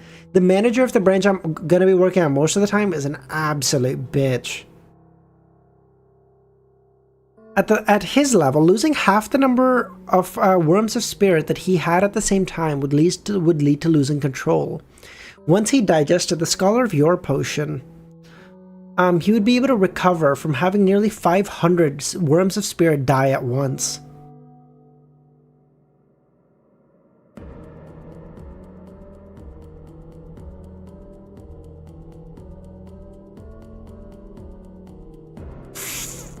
He could kill 5 out of 6 of his worms of spirits and be like, it hurt, but we're okay. Even if he lost all the corresponding Beyonder characteristics, he wouldn't lose his status. He could slowly recover his strength by absorbing the Beyonder characteristics of the Seer pathway. After completing this, the recovered Klein walked out of the half-collapsed building. He went to the darkness outside. He then realized that the darkness in the Forsaken Land of the Gods wasn't as dangerous as the little son has described. Most of the monsters were weak. No, to be precise, the danger lurking in the depths of the darkness, apart from making people evaporate, nothing else can compare to that fellow beside me and Amon. Nothing can compare to the fellow beside me named Amon. Klein glanced at a thin man who was sitting near him, smiling as he watched him busy himself, my lord. After a series of tasks, Klein lit a bonfire. He set up a barbecue rack that came from history and placed a white rabbit on it. He brushed it with a full set of condiments he had made himself, like basil, fennel, and salt.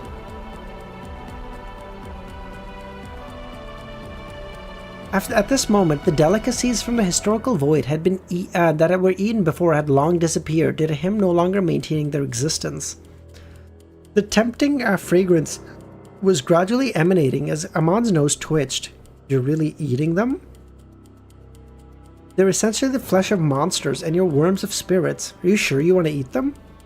There's no way to undo the curse at the level of an angel. If there's no way to resist or correct it at the same level, there's no way of dispelling it. Since a thing looks like a rabbit, smells like a rabbit, and tastes like a rabbit, it's a rabbit. As Klein seriously roasted the rabbit, he gave a self-deprecating laugh. Besides, how can I not maintain the best state if I want to escape from you? For a sliver of hope, I can push myself to my limits. This is what it means to endure humiliation and suffering, Klein added inwardly. At the same time, he sighed at the ancient Bane's transformation curse. This was many times stronger than a Sequence 3 Discipline of Silence's curse. Do I have this name? Discipline? Yes, I do. There was almost no limit to the amount of time it can be maintained. Clearly, an ordinary animal can use all of its powers through the Worm of Spirit, but a deformed marionette due to a curse isn't possible. This is a curse at an angel level. Apart from putting up resistance from someone at the same level, one can use the correct method to remove it. No curse is irreversible. There are always loopholes. Will kissing this rabbit turn it into Gehrman? Klein thought. After hearing this reply, Amon nodded. Very good. This is a good revelation. Not long after, with the help of flame controlling, he finished roasting the rabbit and goat leg. After taking advantage of the opportunity, before the condiments disappeared, he matched some sweet iced tea he summoned from the historical void, filling his mouth with fragrance. It nourished his mouth and mind, allowing him to effectively relieve the pressure, despair, and indecisiveness he had suffered. During this process, he would occasionally recall the disgusting looks from the monsters, as well as the fact that the Worms of Spirit were basically himself. After filling his stomach and replenishing his energy, he turned to the remaining ingredients next to the fire. Seeing him slowly but orderly making all sorts of preparations, Amon nudged his monocle and said, "In actuality, you're trying to stall for time before we reach, right?" "Yes, I'm waiting for help." "Guess who?" "I'm looking forward to it," Amon answered. Klein continued his work until he prepared for rations for 3 or 4 meals. I love how Amon is like, bro, what do you think? Amon is like, man, I've waited 2,000 years. What the fuck is another week? Like, what does it even matter? He thought for a moment and once again reached his hand to the historical void in front of Amon. He failed again and again, but he kept making attempts. It was unknown what item he was trying to summon, but it seemed like he was using his actions to dare Amon into stealing it. After watching for a few seconds, Amon smiled and shook his head. He walked up and walked out of the tower. Klein's right hand stopped in midair before he pinched his forehead. What the hell was I trying to do just now? While trying to recall, Klein stood up as well, brought his packed up rations, and picked up the animal hide lantern and brought it to the back of Amon. The man and the angel circled around the hill and entered the valley. The river was sloshing in the river, but the dim yellow light shone at it, and the lightning in the sky lit up the area. Klein realized there was no water in the riverbed. The sounds he heard earlier had also disappeared. A river that's in a concealed state? That's right. It can only appear in the darkness void of light. Can I drink it? Sure. This was one of the water sources of a city that had persisted for 1,600 years in the darkness. As long as you can bring the water away from the riverbed, they can appear in places with light. Your next move is to suggest that I bring the lantern to wait by the side while you hydrate yourself in the darkness? And then take this opportunity to transform into a concealed state? How could I use such a simple method? Klein smiled. Sometimes the simplest method is the most effective. Give it a try. With regards to the words of the peerless swindler, Klein couldn't believe it, nor did he dare to. He was afraid that the other party was using reverse psychology. He could only put the matters of the water aside. In the Forsaken Land of the Gods, how many human gathering points like the City of Silver have yet to be destroyed? The ones I know don't exceed 10. Oh, there's 10 cities. Or, like, about 10 cities. In this aspect, the City of Silver is lucky. At least they can see and have the ability to touch the light. This means that the City of Silver is close to Ormir's court and the door leading out of the Forsaken Land of Gods. There's no need to risk death to reach it. As for the other cities, no matter how steadfast they are, no matter how many exploration teams they send out, it's futile. There's no way to find the exit. Indeed. From this angle, the City of Silver is unfortunate and also lucky. Purely dependent on the reference point. Klein held the lantern as he proceeded along the bank, coming up with his second escape attempt. Amon walked beside him, occasionally providing him with ideas. He appeared to be suffering from schizophrenia. trying his best to destroy his true body's hopes in obtaining Sephira Castle. Yeah, Godzilla, it'll be a VOD, but as always, it'll be members only for 48 hours. On the other side of Ormir's court in the City of Silver, after receiving the chief's summon, Derek brought the unshadowed crucifix to the top of the spire. It was a mysterious and complicated altar set up there, different items placed in different spots, a total of 6 items. With a glance, Derek looked at the ordinary silver flute, a mask made from a skull, and the remains of a deformed person. You have the unshadowed crucifix. You can stay here for 15 minutes, but don't exceed that time, or you will suffer a sudden death. Yes, Your Excellency. Because of the Twilight Mask?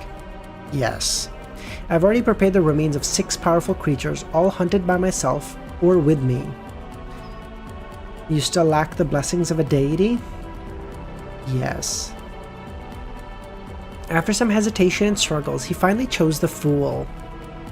At least those mushrooms had given the City of Silver some hope. Derek suppressed his joy as he thought back to the interactions at the Tarot Club and raised a question. Why didn't you let those 2 god-level sealed artifacts give you their blessing? Let's go! We have another believer! We have a demigod believer now! Oh my god, we're so goated. You remember that subsidiary gods or angels could satisfy the requirements for this ritual. It wasn't only the case that a sequence 0 could provide blessings. After all, a Silver Knight was only sequence 3. Colin fell silent. They won't give blessings. Zawardo! 11:59. The Hanged Man and the Fool both give the City of Silver mushrooms. Such an easy... True.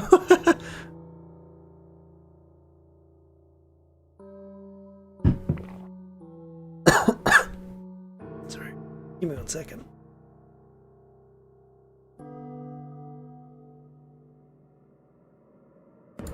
Sorry about that. Oh my god, 2 more chapters. We're almost there. I always choose my lords. Yeah, I know. Weirdly enough, I feel like Ramiro has probably amongst us the best chance of going to the Lord of the Mysteries verse and surviving. He just has to go there, immediately just pray to his god and be like, grant me thy shelter, my lord.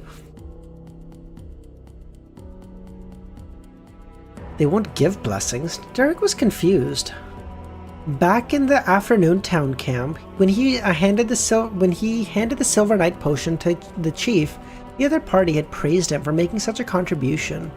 He believed that the upper limit of the City of Silver was no longer sequence 4, but his tone didn't reveal the need for external help. Hence, Derek had always believed that the chief would be able to use the 2 god-level artifacts to complete the ritual. Back then, the chief didn't know that the artifacts couldn't provide blessings, and he just realized it now? Okay, I'll try my best to help you seek blessings from a deity. Colin exhaled and pointed to the door. There's no one in the room opposite.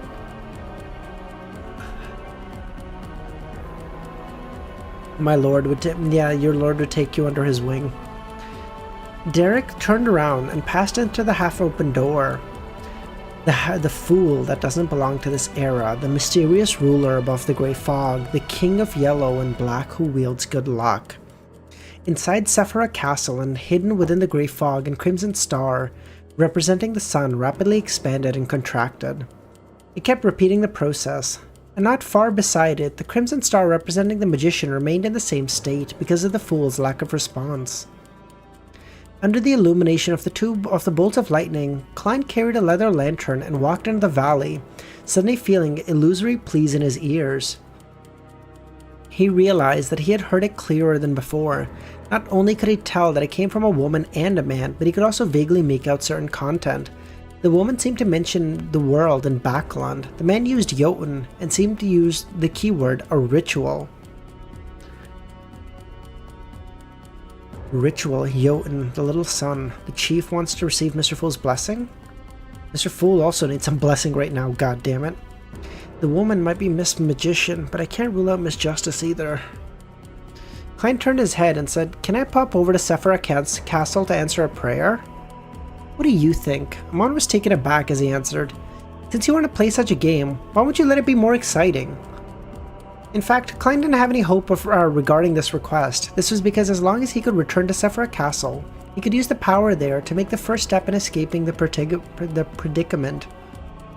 Mr.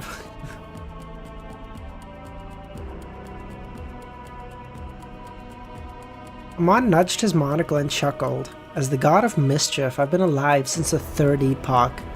You know what that means." "Yes." "What do you want to ask?" "Why did you parasitize the City of Silver's exploration team back then? You even patiently waited in that dungeon for decades." "I had a premonition that the City of Silver would obtain extremely important information. Now this prophecy has come true, isn't that right, Mr. Fool?"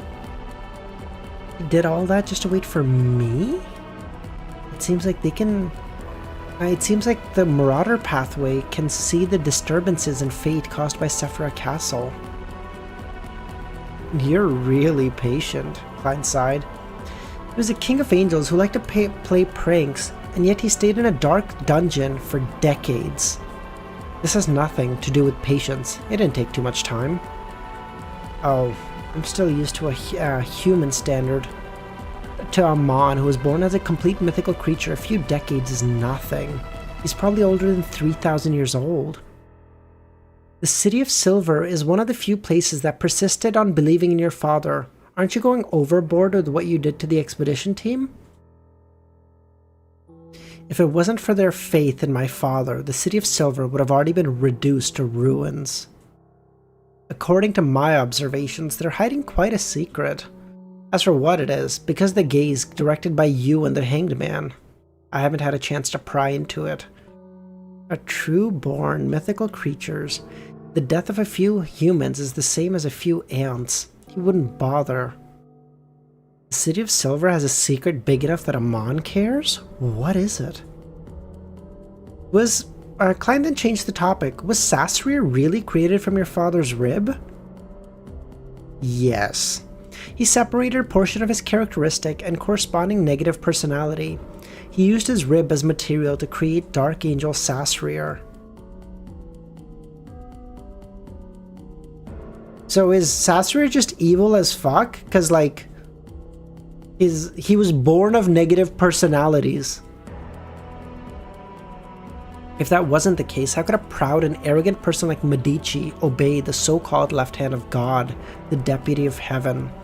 Without Sasria's rebellion, implication, and influence, even if the Evernight, Earth, God of Combat, and other kings of angels joined forces, it would be impossible for my father to perish."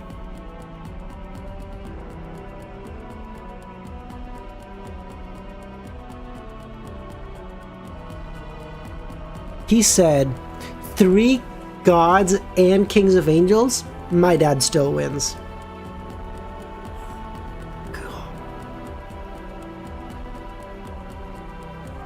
Indeed, the Sasria is the most key factor.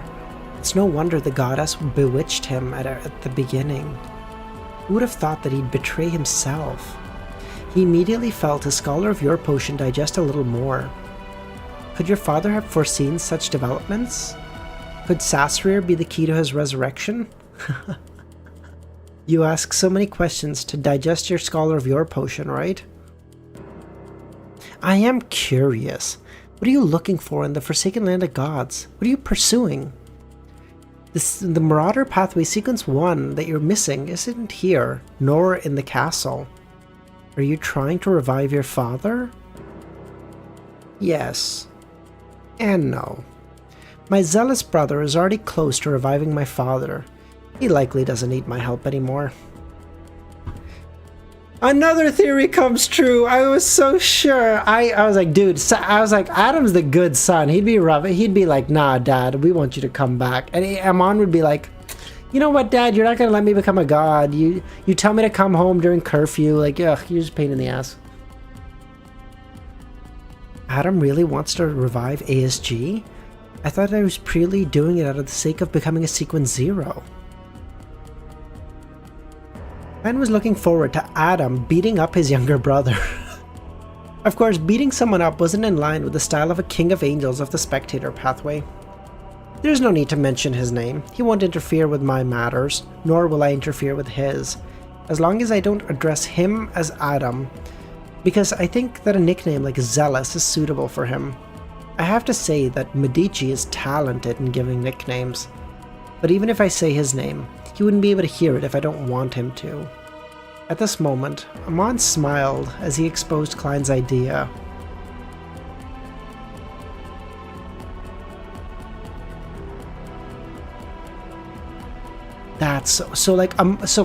Presumably, when Klein becomes a sequence 1, he'd also be able to be like, Adam, I do not wish for you to hear that I say your name. Get fucked. Following that, Klein didn't mention Sasria any further because it was obvious Amon wouldn't answer. Before long, the man and the angel walked out of the valley and saw the silent city. More than half of the buildings in the city had collapsed. On the surface, dark red vines and plants grew, forming fruits whose edibility was unknown. After entering the city, he discovered there were stone coffins in front of each house. Inside were skeletons or corpses. Originally, this was a city that believed in the Phoenix ancestor, Gregreus. Gregreus isn't the one who's alive. Farbauti is the one who's alive currently. Hold on. Later, it was converted. It converted its faith to my father, but it retained some customs related to death. After the cataclysm, they were left behind in the forsaken land of gods, but there were no edible, relatively normal plants around them. They could only eat those corrupted monsters. Over generations, their bodies began to produce defects and problems. Eventually, they were wiped out. The cataclysm brought about by the goddess's assassination of ASG was a calamity for civilization over here. Before that, there were elven, giant, phoenix civilizations, and now only traces. In the history books, in mysticism, it was apt to call that history the cataclysm. Why are we entering the city instead of going around it? In the second epoch, apart from the wielding of the death pathway, Gregreus also occupied part of the apprentice pathway. Some of the decorations here can become a loophole that I can make use of to shorten our journey to our final destination. Klein's expression immediately darkened. Oh, Klein, you're so cooked. Never mind, let him cook.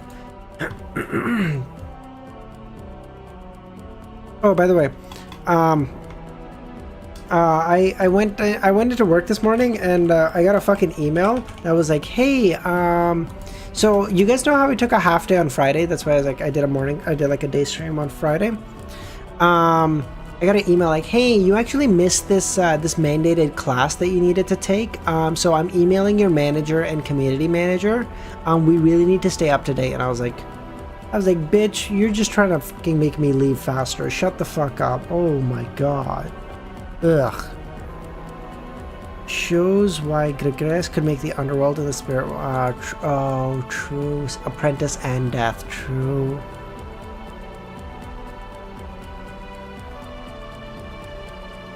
City of Silver, at the top of the spire. After waiting for a long time, Derek received no response. This made him panic a little. Mr. Fool is in a state that he can't respond? Yes, he informed us 2 days ago that the gathering next week would be cancelled. This should be a sign. He can't be blamed for such a huge reaction because the City of Silver's textbooks recorded similar things. The creator, who normally responded, would suddenly stop occasionally. After a few seconds of silence, Derek stood up and returned to the room where the chief was and said, "We'll have to wait a few more days." Wait? Yes. Alright, head back first. Alder's gonna be like, Mr. Fool was unavailable because he was plotting his true rise to the head of the deities. And you're like, bro, what the fuck?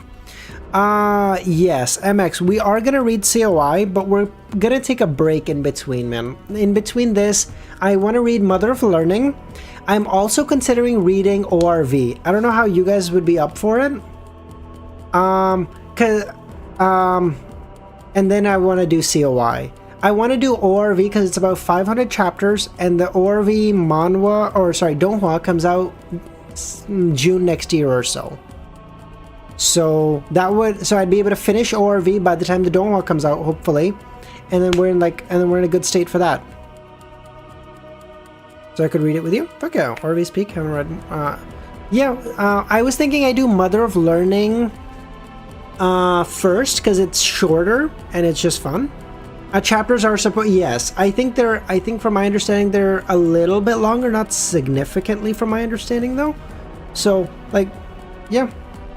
If you guys have another, because like, it would also be nice to my thought. I wish you could read something I have not, but ORV is also Mother of Learning. No, Dr. Z. What I'm thinking is we do Mother of Learning first, then ORV. But yes, I'm assuming you've already read both of those. My part of me wanting to read ORV is no, Adam. We're at 1060 is the last one. Throne of Magical Arcana is long, right, Romero?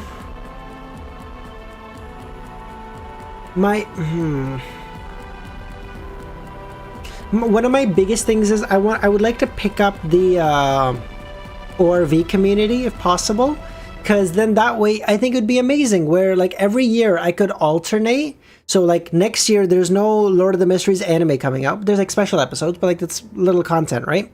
So ORV I can do next year. The following year, Lord of the Mysteries back again. The following year, if ORV's back, we can alternate years, and it's like we've got like good content throughout the year, as opposed to just being like, okay, well, we're flooding and then we're shitting. ORV has on average 500 more words per chapter. What is 500 more, Smokey? Do you know average size of chapter LOTM? Average chapter is between 1500 to 2000 words. So an extra 30%. Okay, that's not bad. So yeah, so that would be like, if we want to push it, that would be like 600 chapter, maybe 700 chapters of Lord of the Mysteries. Okay, well that's not that bad. It's like 3-4 months. That's not that bad. And then we can do COI after. Throne of Magic. I know I've heard Throne of Magical Arcana is good, Chris. We can maybe do it after COI, maybe. Okay. Backland, Eastborough, inside a 2-bedroom apartment. Fours, who was wrapped in thick clothing, paced around. Why hasn't Mr. World replied yet? Perhaps he's preoccupied with something? Gio watched the reason she had long considered. I support anything other than cultivation. The book club never... Dr. Z, I feel like this is so cool, no? Like, I feel like it's so cool. Like, people do streams for like everything, okay? People do fucking regular streams where they're just walking around going to fucking Target, okay? Like, I feel like this is, if you like lore, dark thing, like, this is so awesome. We all get to read stuff. For some people are reading along with me. Most of you have already read it, but like in the future, maybe I'll read stuff that like you haven't read, or like you're reading with me. That's so fucking awesome. We all get to learn stuff, and we all get to talk about it. Like, this is like the coolest, like this is the coolest version of a fucking book club, right? Because you get to talk to people around the world with different opinions on everything. This is awesome. Perhaps he's preoccupied with something, Gio said. Perhaps it's because it's not convenient for Mr. Fool to pass on prayers right now. He did pause the gathering. Stream at work, Unc? We need to see the Andrew Tate girl. No. Fours nodded thoughtfully and said, Mr. Fool informed us that the gathering will be temporarily paused next week. It was decided in the middle of the week. Is this related to the king? Likely, Gio said. I'm afraid I read everything. I'm sorry, Adam. I've let you down. I have and at the end, Adam wept, for there were no more worlds to be conquered.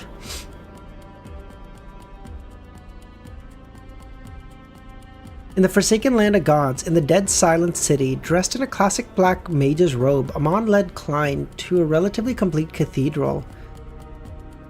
With the animal hide lantern in hand, Klein surveyed the area and confirmed that the residents of the city weren't truly dead. There were a few survivors left. He had no idea what method they had used to transform into monsters of deep darkness. They were hiding from the faint yellow light. They wanted to attack the two ordinary-looking humans, Klein and Amon. What you read, I'll just make sure I'm staying ahead of you. Well, I mean, you can, but like you could also just read with me, Bullseye, I guess. The reason why Klein was able to confirm that some of these monsters were likely residents of the city was because their spiritual body threads had a certain abnormality that resembled corpses inside coffins. I don't know what kind of despair and mental breakdown will make the remaining humans choose such a path. He was experienced varying instances of hope surfacing only to be met with despair. The monocled Amon walked beside him and walked to the edge of the deepest part of the cathedral.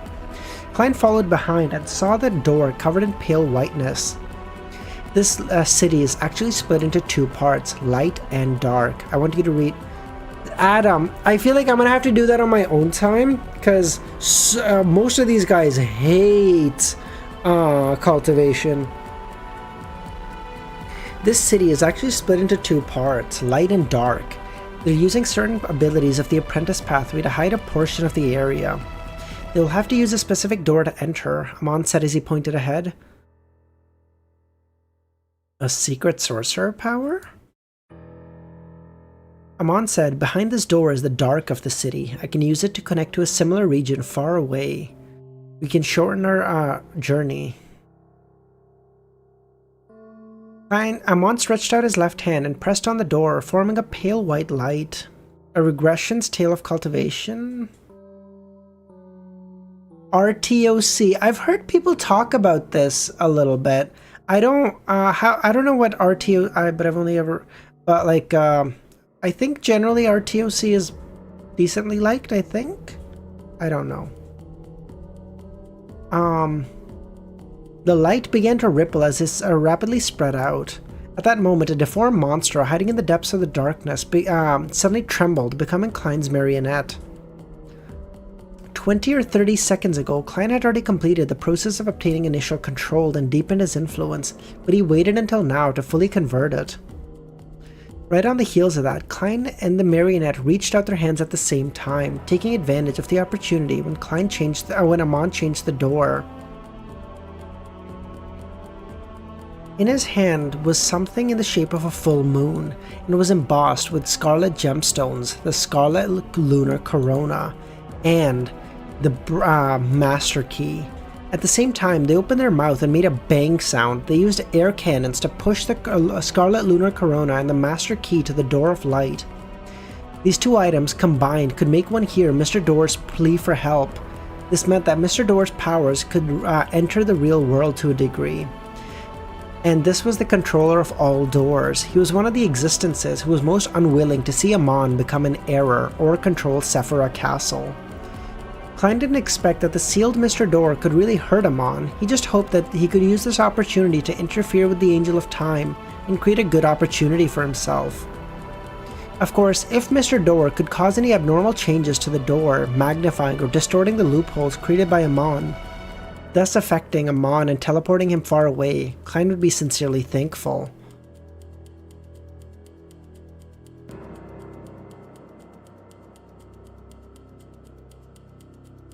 After his previous attempts, Klein realized his greatest disadvantage. It wasn't that he was a sequence short and had qualitative gap in power levels. Instead, he had lost the initiative and couldn't make proper preparations. For a veteran magician, unprepared performances were synonymous with failure. If he could make preparations in advance, he could quietly summon Azek, Rainette, or Will Ossepton against a sequence 2, even if there was no way to deal with him. It would create a good chance of escape. Mr. Door! The great door of all doors! Close this fucking door!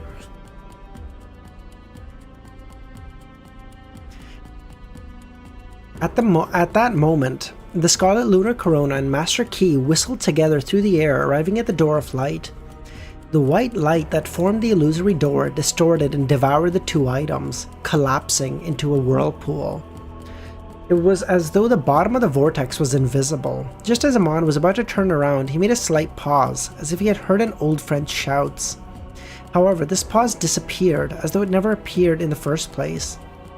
With Amon's gaze directed at Klein, the latter lost 6 Beyonder powers, including control of spirit body threads, summoning historical void projections, paper figurine substitutes, flame controlling, underwater breathing, bone softening. Amon said, "Man, you're being too fucking annoying."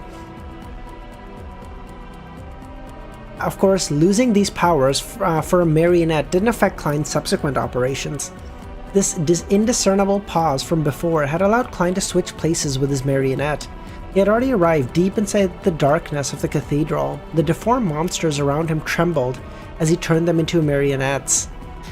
For targets such as these that weren't even Sequence 5, it only took a second or two for Klein to transform them. As he enjoyed the darkness without any scruples, he attempted to transform into a concealed state or commit suicide. At the same time, he reached out with his marionettes to grab at the fog interwoven with history. Chris, I've read a good amount of Tower of God. Tower of God isn't a web novel, is it? I've read a lot of the manhwa. I do need to get caught up, but I'm probably I'm not that far off. I remember watching it not too long ago. Or reading it, sorry, not too long ago. Yeah, no, I've read the manhwa. I've read most of it. I love Tower of God. Oh fuck yeah, I did, Adam. Hell Train Saga was so goated. I believe I finished season 2. Yeah. Man. Remember. The last okay, Adam. The last thing, I don't remember everything. The last thing I remember was Klein, fuck me. Baum was trying to save his mentor. His mentor was hidden, or I think it was taken by Caliban or something. It's been a long time.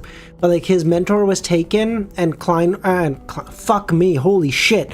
Baum was like, "No, we're getting him back. I don't give a fuck if I have to fight every living person. Fuck him."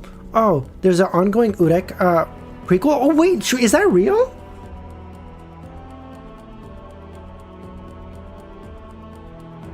Wait, Adam, is that real? Oh my god. Urek Mazzino. Oh my god. When did this start? Oh shit, that's awesome. Fuck yeah. Okay. Sorry, getting back into it. Urek prequel has 5 chapters. Oh nice, that's awesome. This time he split his marionettes into 3 groups, summoning Rainette Heinker, Azek, Will Ossepton, respectively. He didn't want to follow his past mistakes, where he managed to succeed with great difficulty only to have them stolen. With such arrangements, he would be left with 1 or 2.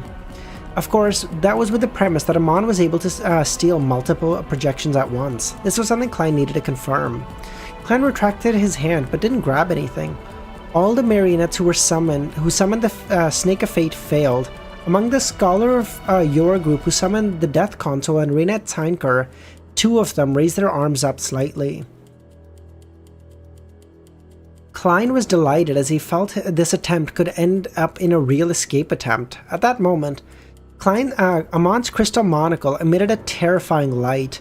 The entire city, including the surrounding rivers, hills, and wilderness, were filled with pure, scorching sunlight. Day had once again descended upon this land. Amon had stolen the day from the ruins of the Battlefield of Gods. Season 2... Oh, man. Dude, Tower of God, I love so much. It's so cool. Amon had stolen the day from the ruins of the Battlefield of Gods. In the face of such a day, not only did Klein feel like his body was about to melt, but he also heard familiar crazy ravings in his ears. They were like steel needles piercing through every worm of spirit. Guy, how's it going, man? The deformed monsters that were hiding deep in the darkness, which were a few survivors of the city, seemed to temporarily regain their senses, but they stared blankly at the day and couldn't help but narrow their eyes.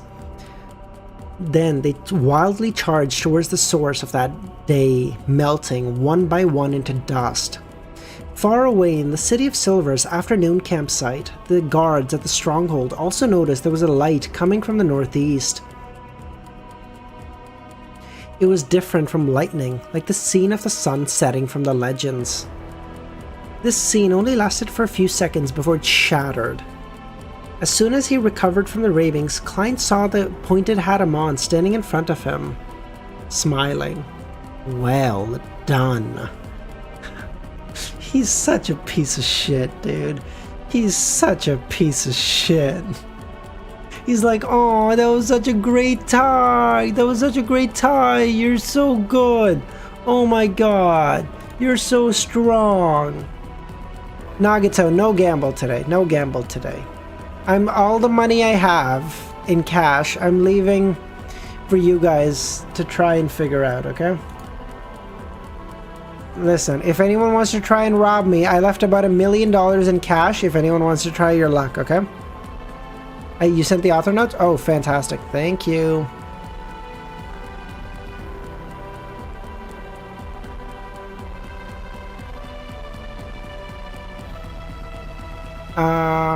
Oh, perfect. Oh, Jesus Christ. Okay. Okay. If I directly write about the Tarot Club at the beginning of the next part, depicting everyone normally holding a meeting under the gaze of Mr. Fool, except the world seems to be wearing a monocle, and Mr. Fool's posture is more relaxed than usual, his body slightly tilted, his right elbow propped up on the armrest, occasionally pinching his right eye socket. Would I be drowned in a flood of thrown blades? I assume that's... Oh, fuck me. I assume that's meant to say, like, would I be drowned in, like, hate mail? Oh, my voice is actually going. Fuck.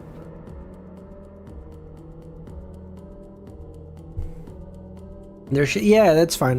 It's fine, Romero. Just kidding. Even the most dramatic twists must comply with basic law or logic. I can't just write whatever I want. Throughout the entire 5th part, I've summarized the main problem, which is that for a long time, Klein was confused and lacked a lot of intrinsic motivation, due to the decline of the tension of the plot. After all, it's not the beginning stage where we can follow Klein recognize this world bit by bit and cultivate, and with other things cultivating, maintaining interest. In the later and middle stages of the book, everyone wants to see the developments and advancement of the plot. However, when I first designed this part structure, I considered that this transition shouldn't be too abrupt, and that the huge impact at the end of the 4th part, Klein needed time to digest and accept it. A lot of foreshadowing was needed to find new motivation. But now, there's no need to worry about the tension anymore. While writing Klein, I had to take care of some other characters, showing their growth, obsession, and conflicts. As a result, the pace was quite slow, like an octopus waving its many tentacles. From initially simply controlling 2 or 3 things to manipulating 7, even a dozen storylines or character lines at a time, it's becoming more and more difficult to adapt to, but I can't let this affect the story structure, letting it become clumsy. I was under the understanding people didn't like that time jump stuff. Unfortunately, I could only temporarily suppress the plot of certain characters to prevent the story structure from becoming unbalanced. In addition to the problems summarized above, I'll add 2 more points. First, it took almost 200 chapters to complete the upgrade, which is too slow. In terms of actual progression, it's too fast. As though various foreshadowing made this result reasonable, it still feels too compact. It would have been a smoother approach for Klein to take a year or 2 to digest and advance. I need to pay attention to this in the future. After saying it's too fast, I'm now saying it's too slow. I don't know if I've summarized this before. I don't quite remember, so I'll say it again. For many authors, the main purpose of upgrading is to provide satisfying moments, including me. But I have other understandings, a tool and measure for me to control the rhythm of the plot. Why can it be like this? My understanding is that the word change If a stage of the story is maintained for too long, everyone will crave the addition of new things, something different, not wanting it to be the same. At this time, upgrading can provide change very smoothly, not just a simple change of environment, but a change in the protagonist, internal and external. Therefore, it's not that elements don't directly contain upgrading can't be it's not that elements that don't directly contain upgrading can't be written, but there must be some change nodes. In a sense, this is internalized, a softened upgrade. Just like in some romance stories, the feeling of the male and female protagonist can be regarded as an upgrade. What a fucking autistic way to think about romance novels, what the fuck?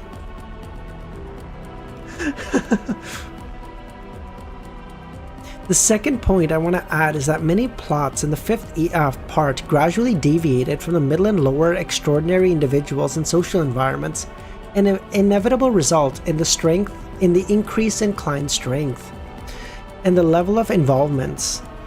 It's also a problem I hope to find a way to solve, because once there's no environment and no sense of reality, the whole story is rootless, leaving only dramatic effects.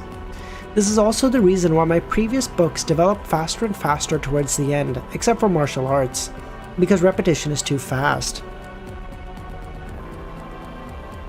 One of my original intentions for coming up with a sequence system and the acting method was to allow high-level individuals who are detached from society to re-enter the world through the acting method.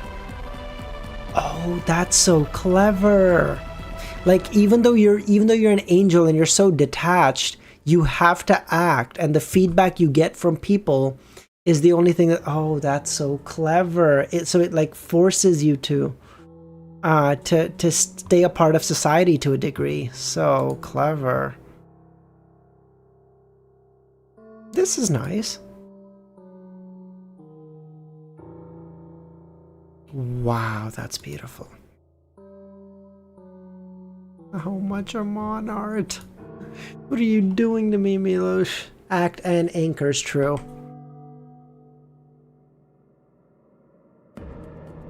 Man, okay, you guys said soon, right? There'll be like some artwork soon that I can use as volume 6 thumbnail. That'll be nice. Man, this one's in particular beautiful. God. You guys, this is like, the fucking community is so amazing. Like, that's so beautiful. That blue there is so nice. What the fuck?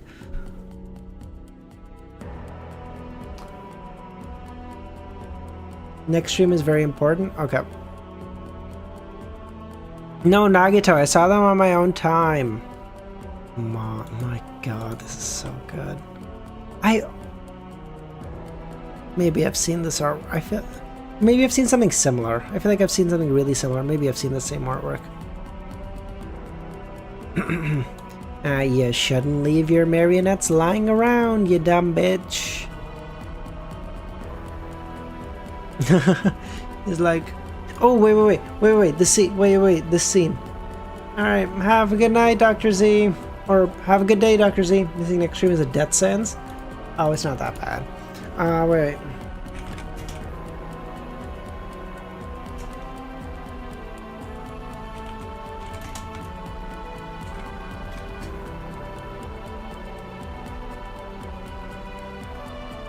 You have to give me. This scene is like so close. It's like so close.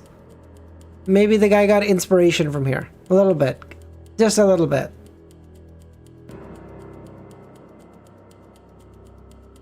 Yeah, I'll schedule it. I'll schedule it, Romero.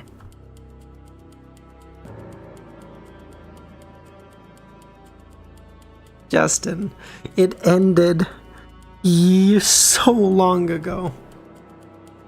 Man sitting on...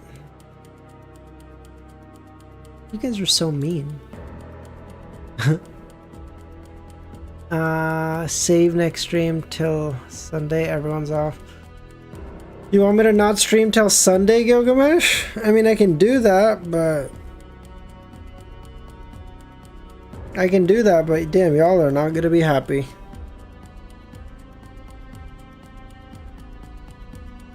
Season 6 is a lie? What? I'm not off Sunday. Yeah, I figured most people were gonna say no. Anyway, it's fine. It's fine. We can do it tomorrow. I can if the episodes are, or sorry, fuck me. If the chapters are really cool, I can post it as a video the day after, right? I'll do the same thing that I did with the volume ending, where I'll keep the VOD as members only and stuff, but then I'll also give I'll upload the video the next day.